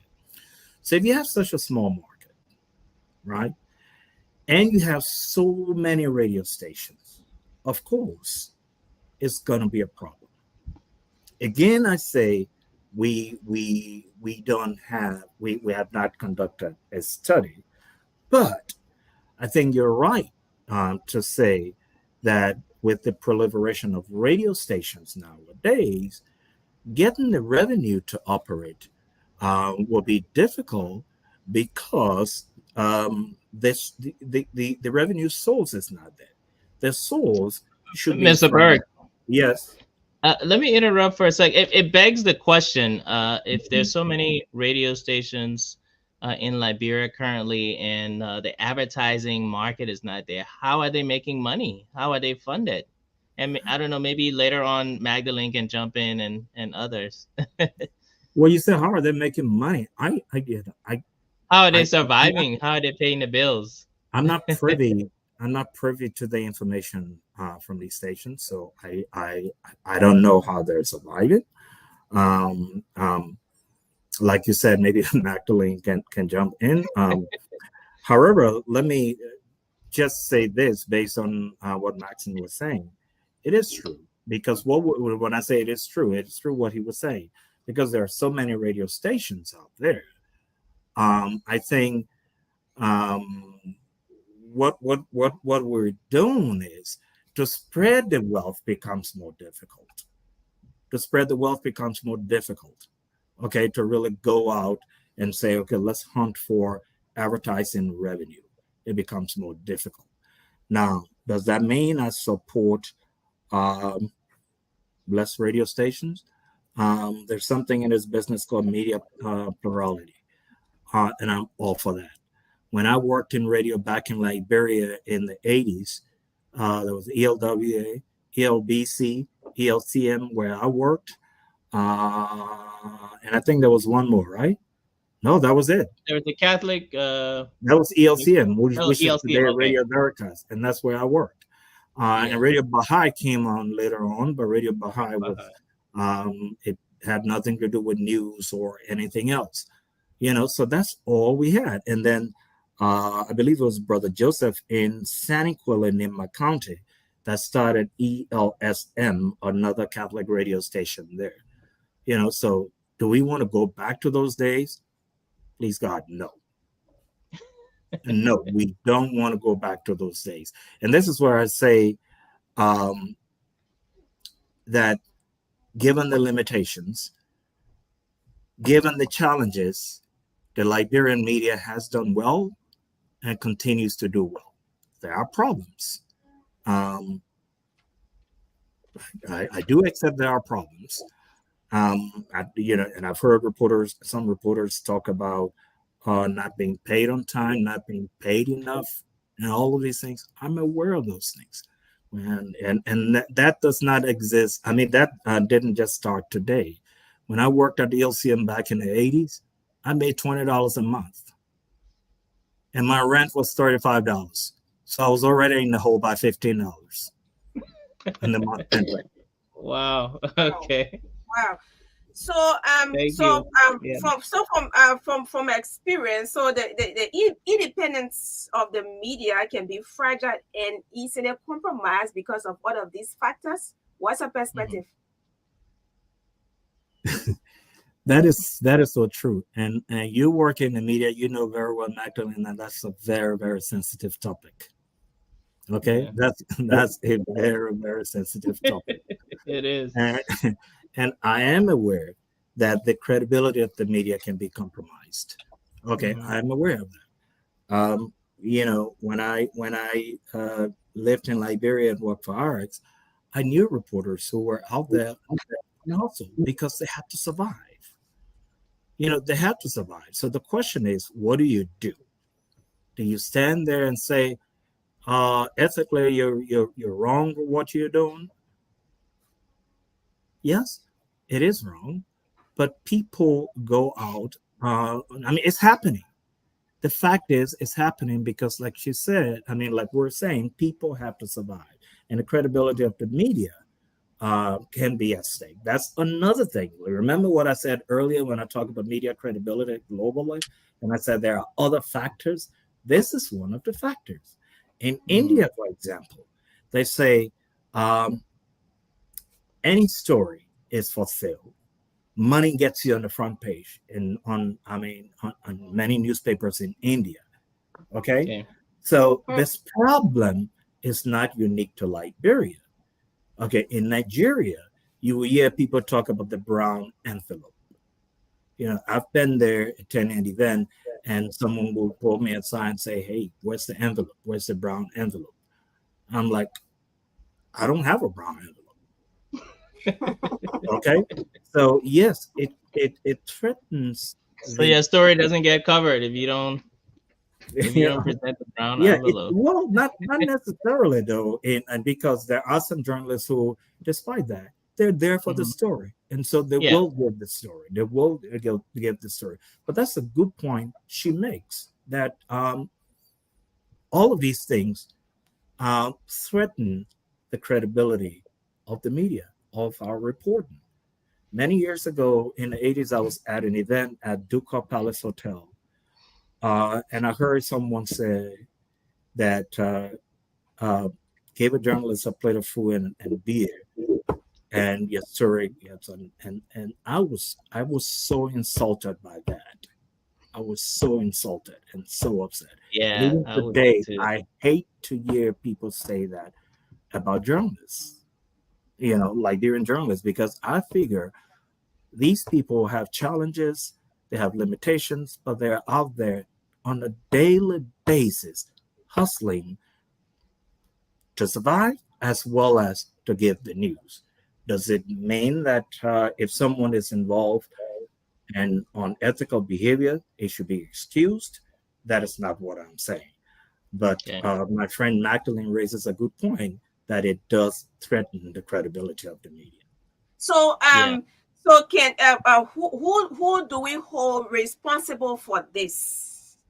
If media journalists, I would say journalists are not being paid, can we blame it on the economy? Because you took it back as far back as your time when you were years back, you were still on pay. So what can we say now? Do we blame the government? Do we blame the public? Who do we hold responsible? And the beat of that, then the beat, then the beat of that, I come in, Bobby. Can the listeners, the public, also be a donor to an institution? Is it good? Is it right? If I may just jump in on that last point, and then before addressing your other point, I'd like to hear about Bobby was going to say. No, I was just from my lay. I'm not I'm obviously not a journalist, and I will contribute to that when you finish. Huh? No, I'll add mine there when Mr. Bird is done. But just to answer Magdalene's question quickly, I think if you're a journalist and you're not getting paid, I would think you maybe just quit and do something else, or I don't know. That's just my point of view. I mean, obviously people are passionate. Let me say this, Bobby. Please help me. Let me say this. My mother used to say, never leave certain or uncertain. I think you know that saying, right? You're right. So you quit and go where? Okay. When the job market in Liberia is that rough. Okay? Yeah. You quit and go where? That's the thing. But Magdalene asked the question, who do you blame? Mm-hmm. Okay, who do you blame? Here's my take. It's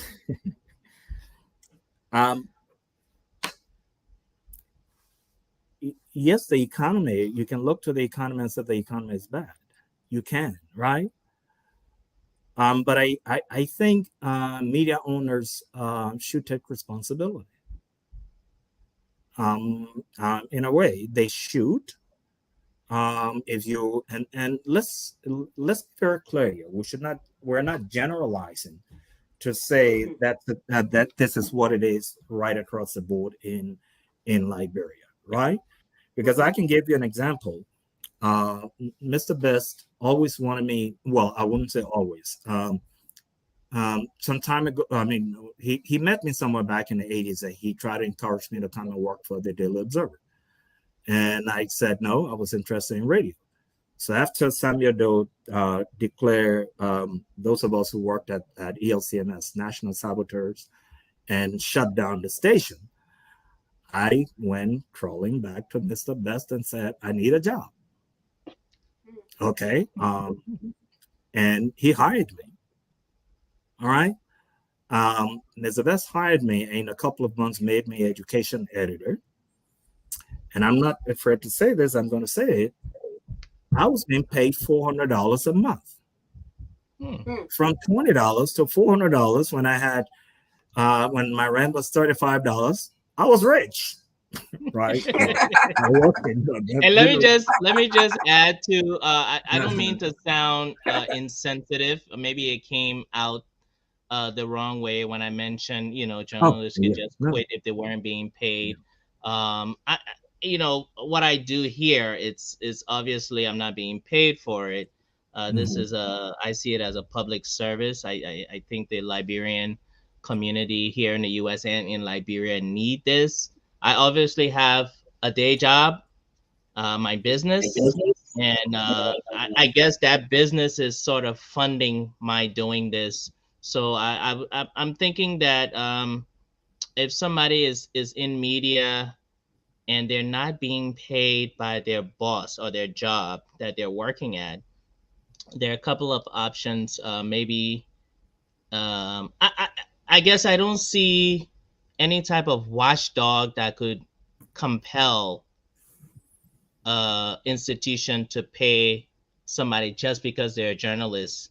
There are a lot of companies and jobs out there that really not even government sometimes struggles to pay employees. Do you think that anybody could enforce paying a journalist?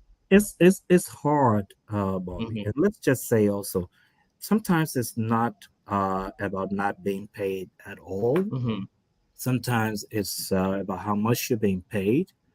And sometimes, given the resources that are coming in, that's how media owners are spreading whatever little wealth they have. I've heard stories in Liberia, but some people who believe that that certain outlets may have relatively enough money to pay people better. Do I know that to be true?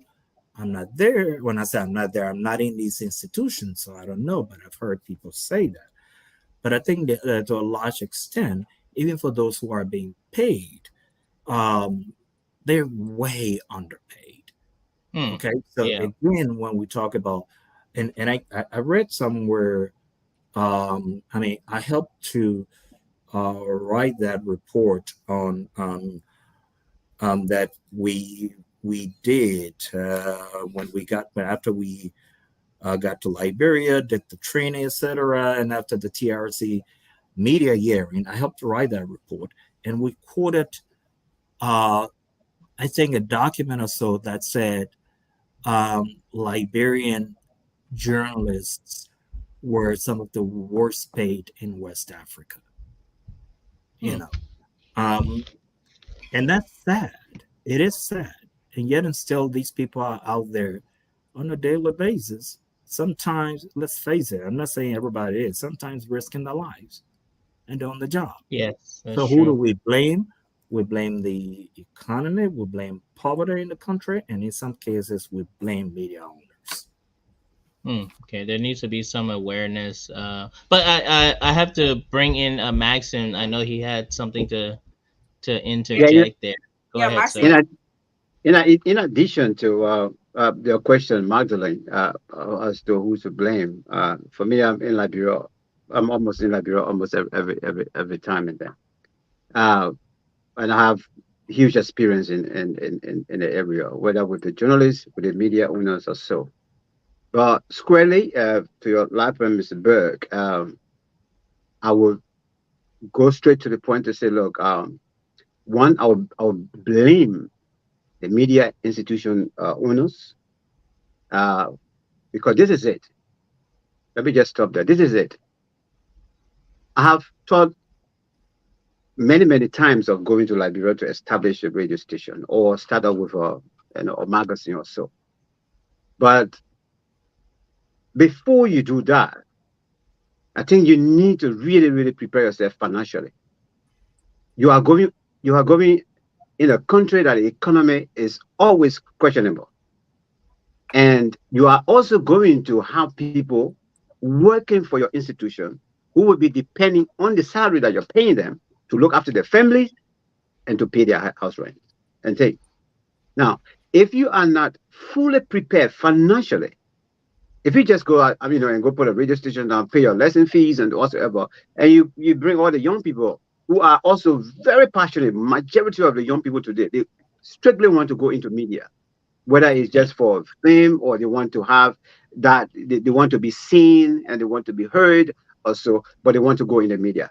Now, you now going there to establish to have such an establishment on the ground, I don't think you should use that as well as an excuse that maybe they don't know too much, that you can just go and say I will Take offer you advantage this of. and whatever, and they begin, you start to practice.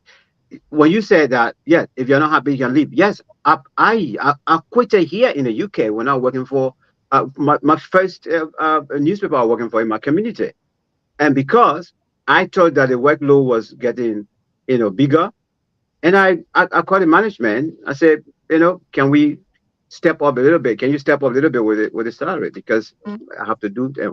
So without compromise, then I have to leave. I said, well, even though I'm here, to exercise my passion for the love for the profession, but at the same time, so are depending on it to live as well. Yeah, that's So true.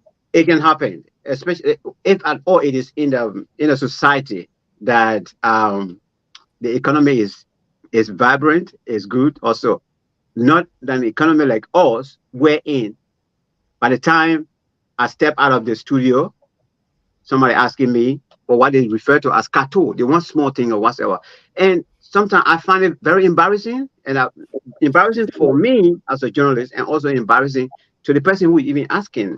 Oh, really?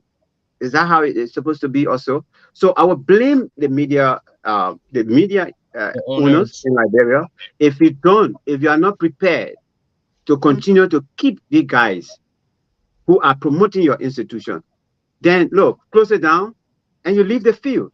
Or else you are already underpaying them and then you are not even paying them on time.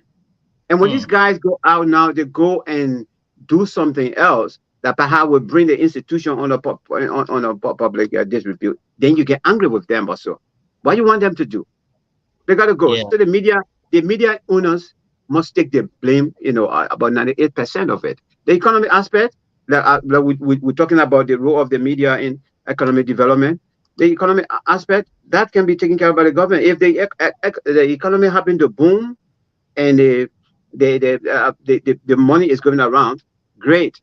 That one about this advertisement as well. We make sure that institution will get more money, and then perhaps they can pay also. But the media owners, to me, I blame them for such.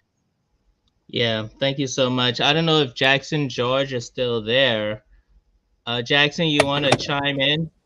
I'm still here. I think whenever we talk about any discipline and look at the complexity of our economy and our governing systems, um, it is compound complex. I always like to use the word compound complex, and sometimes we take a simple issue and make it compound complex. Journalists in Liberia are struggling. Uh, like most of you said, they don't take pay on time. They are underpaid. But I think sometimes we lack innovation as well. And most of these things, sometimes in developed countries, they've already we don't need to reinvent the wheel. We have Okay, I I think, think yeah. we lost Jackson for a second. Okay, he's back. He might have received a call. yeah, we have major businesses in Liberia, and we need to be able to advertise and other things. Yes, the proliferation of all of these radio. Come on, let me ask you whether have you advertised your new company? But you know, Yeah, I'm Magdalene. sorry. I'm sorry. Have you advertised your new company? I had to do one of my monthly routine by going to prisons to meet Liberians in prison and talk to them about some things. So Okay, Miss, I get in calls. But on the whole, let me just conclude and then I can get off. So these complexities are there. We just need to be innovative and look at how can we all grow. So the journalism has a role in our economic development. Like the religious leaders have a role in our all of us have a role in our economic development. So we just need to be sincere, work hard, and look for that kind of a development that we all looking forward to. And I think that's where I am in terms of who to blame. Yes, there are some radio stations that need to be shut down. There are some television stations that need to be shut down, and they're running like regular business. Again, we need to be business oriented. Most of these radio stations television stations, they are not running like business. It's just like, you get a family or you get some friends, you put together and you do things. So we need to start doing business. Yeah. We have to do business and not just traders. Most of us are traders. So we're not even doing business, you know? That's true. That's let me- true. Let me ask you something, Mr. Burry. Who Mhm. regulates the media? Because it's becoming a common theme here, where media owners maybe not not paying their employees a fair share of the profits and things of that nature. Also, when it comes to media reporting and stories coming out, is there anybody, any group or entity that regulates the media in a country? And are you speaking specifically about media regulation in Liberia, right? Liberia, the U.S., Well, maybe we. well, in the U.S. there's something called the First Amendment. Okay. Okay, it guarantees freedom of press. Freedom of speech. Yeah, Okay. freedom of the press and freedom of speech. So Mhm. media regulation, no, they're gatekeepers Okay. in the different institutions that make sure that the right things are happening and that the right things go out. So no one regulates the media per se. If we look at, for example, the Federal Communications Commission here in the U.S., right? The Federal Communications Commission makes sure, for example, that certain words, phrases, etc., or certain things are not seen on TV, etc., etc. But you live here, so you know in this country, there's always a way around the law, right? Yeah. So and you find a way around the law, and it is legal. So there are some profanities that cannot be said on radio, some uh, um, pictures that cannot be seen on TV, etc. But when I talk about finding a way around it, you look at cable, for example, which is fast fading because of on-demand TV nowadays. You look at cable, some of the things that you cannot see on the regular networks are allowed on cable. Okay, so media regulation, no, there's freedom of the press in this country. People respect the First Amendment to a large extent. I'm not saying there aren't times where journalists run afoul of the law. For example, the Supreme Court says freedom of speech does not mean you refuse to testify and reveal your source if you're summoned by a grand jury, right? Oh yeah. So there are people who will go to the grand jury and say, "Well, I have freedom of the First Amendment, or I'm protected by the First Amendment, and so I'm not going to reveal my source. I'm not going to testify." Do you know where they land? They land in jail. Angel. Okay. So, however, let's talk Okay. about Liberia. We talk about media regulation. As far as payments concerned, I know many years ago the Press Union of Liberia was working to come up with a collective bargaining agreement for journalists. I don't know where that is now. Even without the collective bargaining agreement, I know very well that the Press Union of Liberia from time to time did look out for journalists in terms of trying to make sure that they got what they worked for. Did they always succeed? No, but at least they went to the Press Union of Liberia with their grievances, and I hope that's still the situation today. Beyond that, I'm if you're not being paid, and I'm not here trying to start any trouble, but if you're not being paid, guess what? That's part of the labor law. So you can seek redress through the labor department. Okay, you can seek redress through the labor department. Yes. Yeah, we The got. labor ministry. I'm sorry, in Liberia, it's the labor ministry. Mm-hmm. Yeah, Yeah, the labor ministry. from Yeah. today ongoing, Magdalene needs to stop paying me because I'm not being paid. No, I'm just kidding. Go ahead. Yeah. Magdalene, So are we taking calls mean, today? But yeah, why are you we kidding, my man? We need to get paid. Why are you kidding? We need to get paid. Hey, you see, you come in. You anyway. Let me reserve my comment. So, the Ministry of Labor is over there. The last time we were actually talking about a decent work act. Yeah, we discussed it like almost a month on this platform, and people came from everywhere across the country on the telephone and expressing their disappointment in that part of the sector, serious disappointment.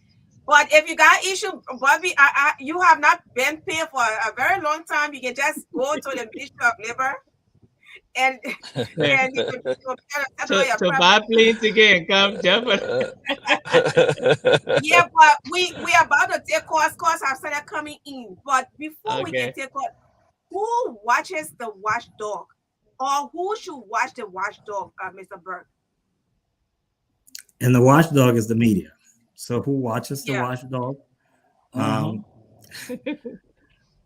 The press union? No. Well, of course, the press union should be there.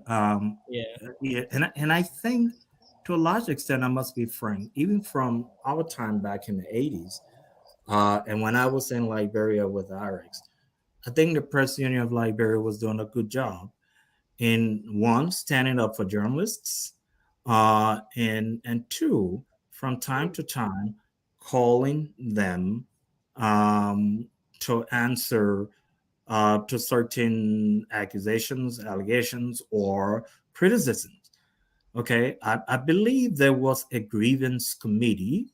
I don't know where that is right now. I think I don't know where that is, and especially with all of the, and not trying to get into press union politics here. Okay, but especially with all the brouhaha happening right now over the election, so I'm not sure where that is, but I believe there was a grievance committee. And so the press union, I think, from time to time, did a relatively good job of, inviting journalists to come and answer to certain complaints. Yeah. And they have a code of conduct, I believe. Yes. That they expect from member journalists. Okay.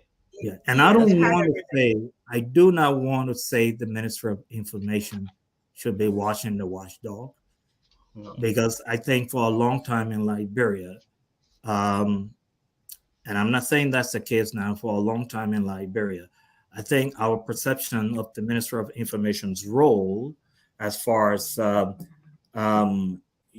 journalism was concerned, I think our perception was wrong. Okay, the Minister of Information should not be the one handing out punishment to journalists. And I think, and it's I don't think that's what they do today. I'm not there, so correct me if I'm wrong, but I don't see that happening today. So that's good. All right, so we can take few calls. Yes, we can place in your call to 0777 25 38 19. Okay, hello. Hello, Madeline. This is Half for Big Care. Yes, sir. It's good to have you on. Right. So you see the whole thing about the media personnel being paid, it is not only unique to the media personnel, it's all over. So it is the direct economy that you should look at and blame, because once the economy is booming, definitely people will be paid. Once the government is sincere in distributing the resources to the citizen, people will be paid. But when government are not sincere, it runs down not only to the media. Even Okay. health workers are not paid good salary. So they do things that are not right. Now to the question, who watches the media? what they The call watchdog. Yeah. is to be the public, because you see what the media does, they report one thing, and then when they get to a person who is working in government, they go against. So it should be the public that should watch over the watchdog. Thank you very much. All right. Yes. Thanks for your participation. You can place in your call to 0777 25 38 19, 0777 25 38 19. Yes, the media serves as a liaison between the policy makers and the citizens as well. So, no, we're talking about journalists now. You can't call when other things they will be calling you and yeah, Okay. Why they waiting, Mr. Berg? yeah, okay, How does journalists get rich in developed countries? okay. Let me take another caller. Hello. Oh, hello. Yes. Yeah. This is Tony George, sir. Okay. Yes. You live. I'm sorry I couldn't get. I had a very bad line. I was on the panel. I had to try. Okay. Let me say thanks to the panelists or all the people that are in the studio. I think they are doing great. The issue of the role of the media in economic development in Liberia, it is something that is very difficult. The media finds itself between a rock and a hard place. The economy is bad. You have to pay your people in the newsroom. You have to. Yeah. There's terrible feedback coming in. I don't know. Hello. There's feedback coming. I don't know there's some feedback coming in. That's a sea breeze. Oh, okay. Just take your back to it. Okay, so over the years, I've seen documents detailing how much people owe the media in this country. I saw documents in 2017 that were very disappointing. They couldn't get their money. The government was owing, private people were owing them. They couldn't pay. So what is responsible for this? It is the bad economy. The bad economy is as a result of corruption in the government, in the private sector. If the economy is good, everybody will be happy. But that's not the case. Can't you imagine somebody taking $50 as a salary? Journalists below $100. The worst case is $50 a month. If there's nothing he can do, he's going to be an unprofessional fellow. He's going to go out there and do the worst things. So the economy is bad. It will affect the journalists. It will affect the media houses. It's going to affect everybody. So the role of the media in economic development is not going to work as long as we have people stealing money. As long as we have people getting resources, getting things that don't belong to them. Okay. All right. Thanks for your participation. We hope that you fix your internet another time. Thank you. Okay.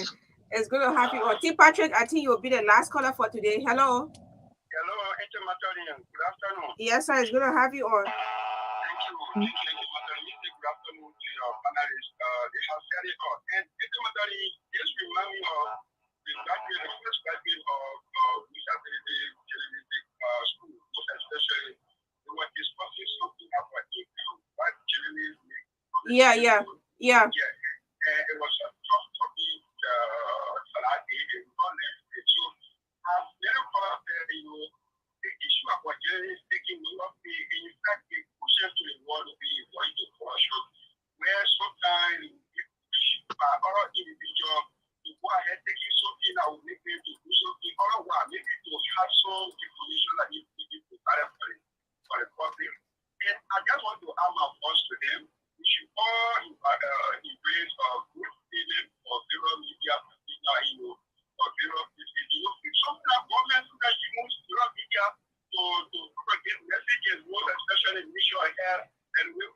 kind of electionary process.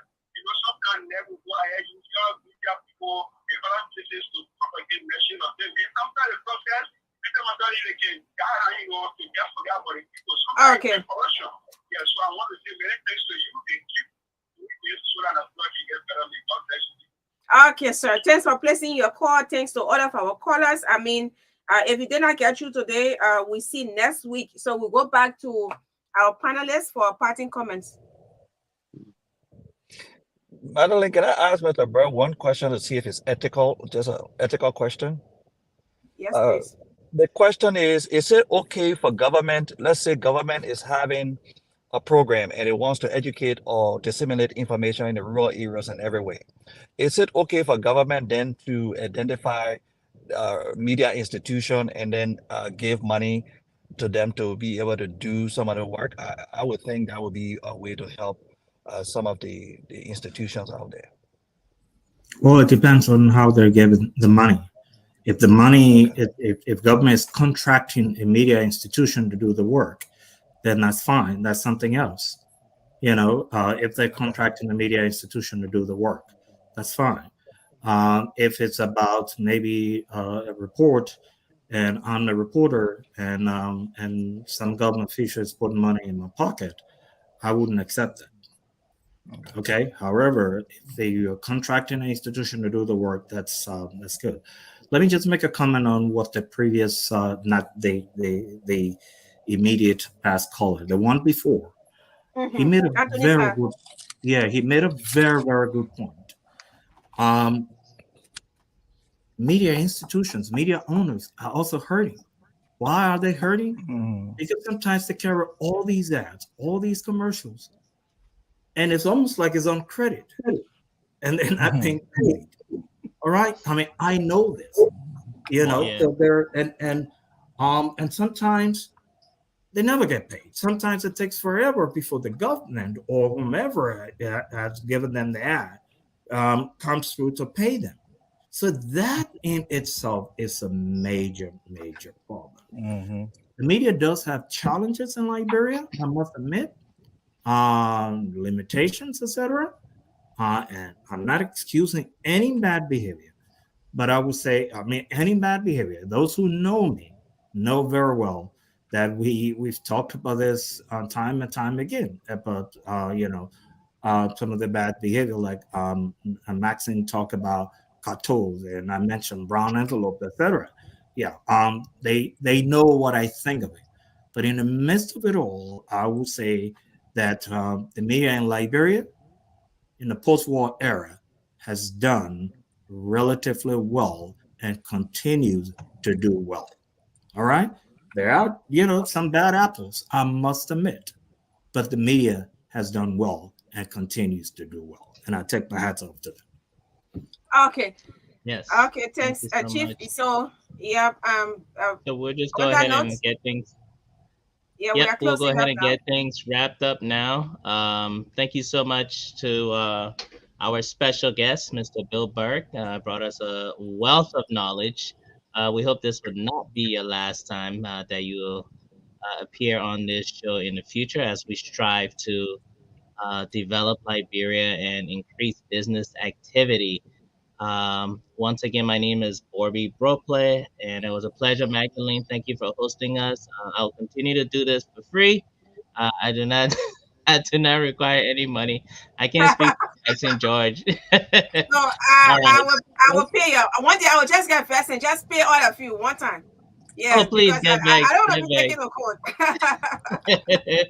All right, so we'll have Jackson George close, and then Maxim Pacquiao, and then our special guest will be the last.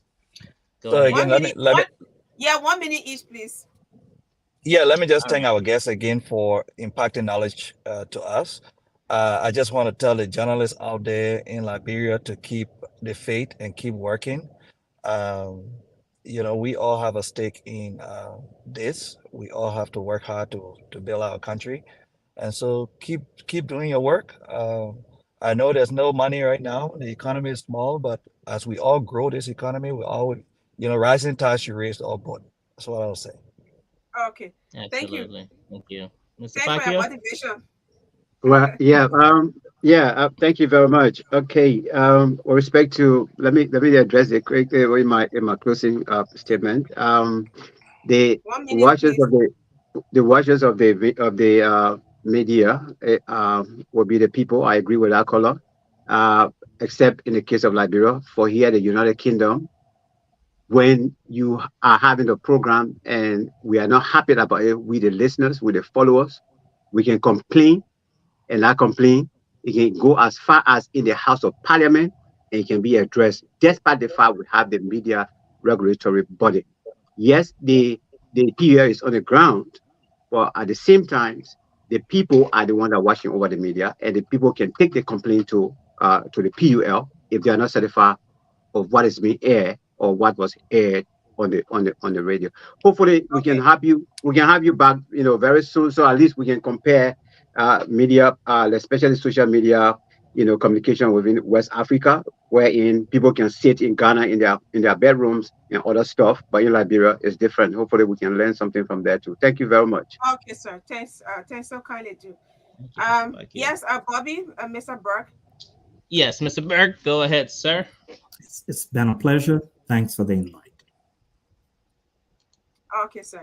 Thank you so Bobby. much. Short and sweet. So Magdalene, I'll just turn it over to you. And let me just say, you being a journalist, thank you so much for all that you do. I think you play a very big role in economic development in Liberia because you disseminate the message. And in many societies, the media is more powerful than even the government because you help to influence government policy. Thank you so much. Okay, so thanks once again to Mr. Burke for the sharing knowledge with us. We drank a lot from your cup of knowledge this afternoon, and I'm really really filled. To our panelists, we appreciate you so much for always being on this panel to share with us. Even though sometimes you wake up so early and your face is so sleepy, but I mean, you leave out of what you are doing and just to share with us. So we appreciate every one of you. To all of our supporters, I mean, our listeners and viewers as well. Thanks to the man behind the camera, Arthur Butler. It was actually wonderful. So we see you next week, and we hope today will not be the last for Mr. Bill Burke to be with us. I hope he comes another time. All right, bye. Thank you. Thank you. Thank you, everyone. Goodbye. Okay. Okay. Thank you.